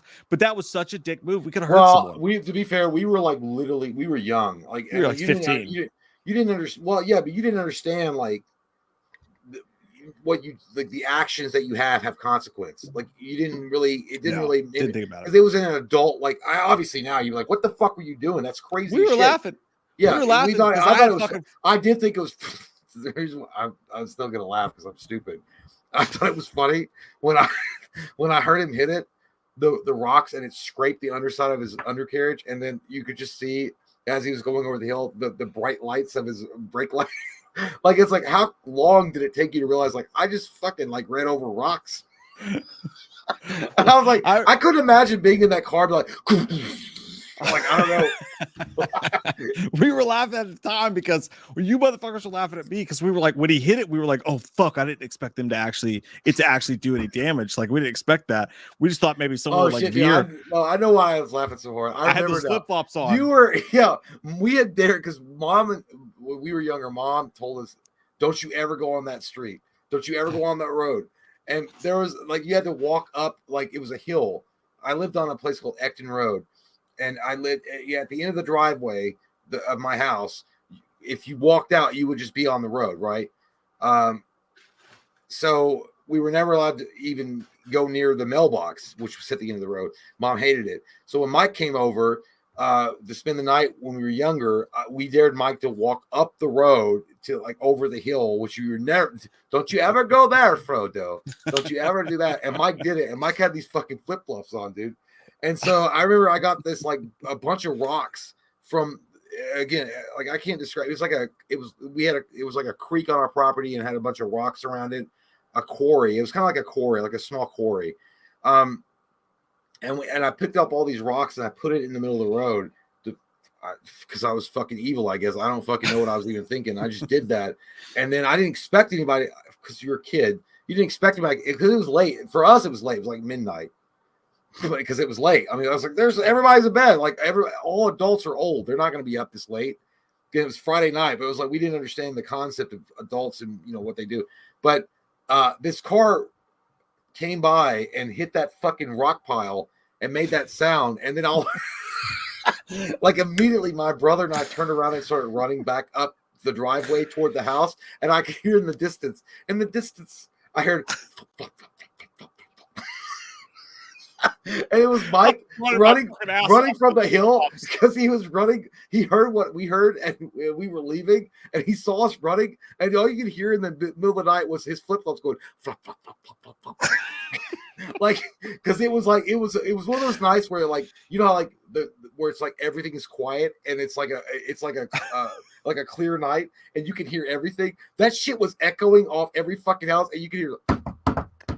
Dude, it's the funniest sound ever. I can't, like, flip-flops on concrete, and you can hear the desperation of the run. And then when he got back in the house and he was like a few minutes behind us, he's like, fuck you guys, dude. Fuck you guys, dude. You guys are like crying, laughing, and I'm like, I'm running for my fucking life, and you guys are all dying laughing because my flip flops are going. I can't believe you kept them on, dude. Because Mike had it was like straight. I was gonna leave the evidence behind. Like, I was pushing my toes together. Like he was wearing like on as I ran. It wasn't like I'm trying to be a college cool guy with socks on with my flip flops. He was wearing them like the way you're supposed to wear them, like pinched between your big toe and your middle toe, like on the little. There were those $3 Old Navy flip flops, man. The back end of the flip flops. Bro, it's the funniest sound I've ever heard in my life.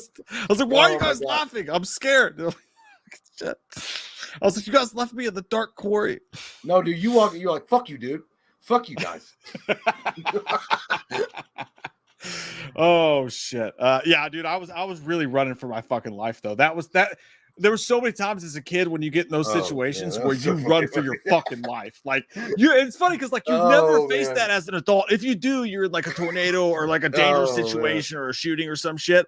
But so many times as a teenager, you're in those situations where it's like you have to run to save your fucking life. Like you really do. Dude, you're like, And- it's like, yeah, it's like one of those things. It's like you have like in your life, you can remember certain like specific moments that are just like they just like stand out to you in your life for whatever reason. Like that was a freeze Yeah. frame, and I'll never forget that sound of him Forrest Gump running down the and, and I could hear it in the dead of the night as I was running, and then him coming is like, "Fuck you guys, fuck you both."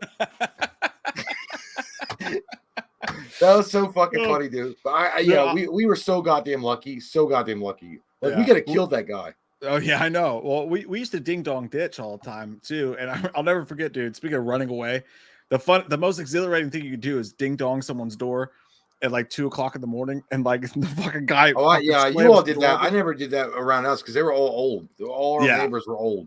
Dude, we did this with our friend. He's passed away now. His name is Brandon Paulby, but like he. We did that shit and we're all behind the bushes and we did the same house twice like fucking idiots. And he goes up and he rings the doorbell the second time and we're all in the bushes laughing and shit.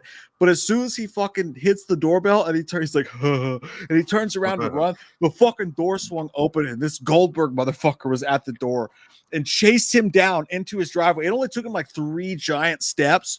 Yeah. And he took him by the back of his shirt and like slammed him into his own fucking truck and grabbed him. He's like, "I got you now, you little fucker," and dragged him into the house like fucking Leatherface and like slid the door shut. And we all left his ass. We just went fucking back. And the next day he was like, "You fucking guys just left me fine." He called my fucking parents. He maybe give my parents' phone number. You should have responded like, "You fell behind. We will not rescue." That's the rules, dude. Everybody knows the rules. Oh fuck, we're gonna get out of here before we actually incriminate ourselves anymore. Yeah, we've given away our secrets. It's been really fun. Secrets. Thank you guys for sticking around with us, though. Holy shit, it's been really fun. Yeah, thank you guys. This has been a blast of a stream. No fucking topic, just shooting the poopies. I loved it, man. We should do this more often. I like that we had the randomizer, so there was a little topic, so it wasn't like it was just boring us talking. But hey, I like it. We get to know you. You get to know us. We get to have a conversation. It's fluid. It's flowing. It feels sexy. I like it a lot. We get to rub butter on each other. Oh wait, we did miss a couple. We did miss the couple. What? That's happened here. Excuse the majestic wieners. Michael the Collector 98, who gave us such a generous super chat earlier, says, "Hope everyone has a good night. I'm very depressed. Sadly, saw my father pass to a heart attack, which I suffer from a wee bit of PTSD now. Bye all." Yeah, it sucks, man. Yeah, I can attest to that. I watched my dad die of cancer in August, so yeah, it's one of the worst things that you can go through. But you know what? You're here, and we're having a good time, and you seem like you're doing better, and I'm doing better. So we all can recover from it. But it sucks, dude. But I'm glad that you're that you had the gumption to come on here and talk to us, and thank you for sharing. It sucks, dude. Losing a parent is one of the worst fucking things that a human being can go through. 1,000%. And my dad didn't die of a heart attack, but he did die of cancer suddenly, and it took him dude. Maybe in 2 weeks. It was that quick. It was that fast.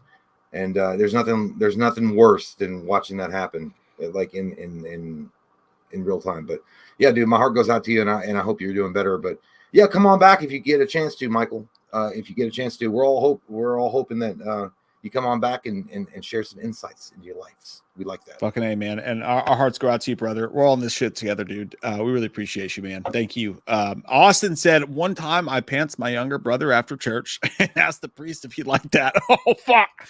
And I'm not looking forward to explaining that in 80 years. That's awesome. You're going to hell. Yeah, you go explain that to God, you son of a bitch. Awesome. I fucking love it, dude. That's the funniest thing I've ever heard in my fucking life. Actually, I pantsed my brother at the VHS home video. Video selection. Video selection, yeah. And he got pissed and he tried to like chase me around and like punch me or something because he got mad. And then that guy was like, "You wasted it. You should have waited for the girls to be here." Yeah, like, yeah, I guess. They had this little glass counter that came about waist high that you could see through, and they had like phones and shit in it or whatever. But like, yeah, his little dick just flopped right out in front the fucking guy when you passed him. Michael Collector said, appreciate the love, dances naked, motherfuckingly. So you're dancing like you're dancing like Joaquin Phoenix in the Joker in front of a mirror. That's nice. Yeah, it just like motherfuckingly. I love it. It's beautiful. I can't wait for that fucking musical. Frankenstein Studio said, I put a zip tie on a friend's axle so it sounded like his engine was knocking. It ticked faster as he sped up, waited weeks, then cut it off one night, and he can never figure out why. Damn, that's inventive as shit, dude. That's so inventive. You're like a little demented though, Frankenstein. I Holy like shit, it. Dude. I enjoy it's great. I like it, but I would be associate friends with you, not like good friends. So you would never get access. Alas, let me give one final shout out to our buddy JT Customs. If you saw the thumbnail tonight of Lego, Michael, and Loomis, that was created by none other than this beautiful man, JT Customs, who is a staple, a mainstay, and a beautiful human being who hangs out with us all the time on here. And that was from him. And honor goes to Yoshitoshi, JT Customs. Thank you, JT. The best, dude. We appreciate you. We're fucking thankful for you. We're thankful for all of you guys. Tonight's been a fucking blast. I don't know what we do without you. You guys are the fucking best. Had a good time, guys. Thank you for entertaining us and the support is so good. Always thankful, always humbled, and always hungry, ready to take down Apollo for his championship belt. Whatever it takes. No, but we really do. Thank you guys so much. Thank you guys. It's going to take me about 29 minutes at this hour to get to your house. I'm going to come over your house. I'm going to put some whipped cream in between your butt cheeks, and I'm going to butt fuck you until you forget what your first and middle names are. Does that sound good? I say, come on over. Come on over. Come on over, baby. Christina Aguilera. Yes. Can we play that? One more stuck in the back door. Speaking of which, DJ Graham. Those stories remind me of the movie Sleepers. You guys could have gone to a boys' prison and got your butts taken by Kevin Bacon and his goons. It's so fucking true, dude. Oh my god, if they remade Sleepers and it was about a bunch of like 90s kids that got picked up for doing tomfoolery, but they were like just happy, like go lucky guys that just did bad things. 100%. 100%, dude. Yes, that could have been us. That could have been us. The webs we weave. Goddamn, dude. Look at DJ Graham coming in with that fucking Dr. Phil perspective. That could have been us, man. It could have been a whole different story. I want you to know nobody cares about you. You don't matter. I'm glad we're living in this timeline with you guys because we could be getting butt fucked in a boys' prison. Hey, anything could happen. Anything could happen. But hey, again, thank you guys so much for being here. Thank you guys for sticking around. Thank you guys for like waiting in the waiting room earlier before we even went live. There was like 7 of you all. Really awesome. Really love to see that. If you guys don't mind, if you get a chance to, before you leave, just click the like button on the video. It does help us quite a bit because YouTube hates us. It gets us into circulation. So appreciate if you do. But thanks, guys. Thanks a lot for all your support and love. Yeah. Love you guys. Good night, Jay. I'm going to fuck your mouth. See you guys. I love you all Bye. so much. Be careful. Good night. Have a good time. Bye.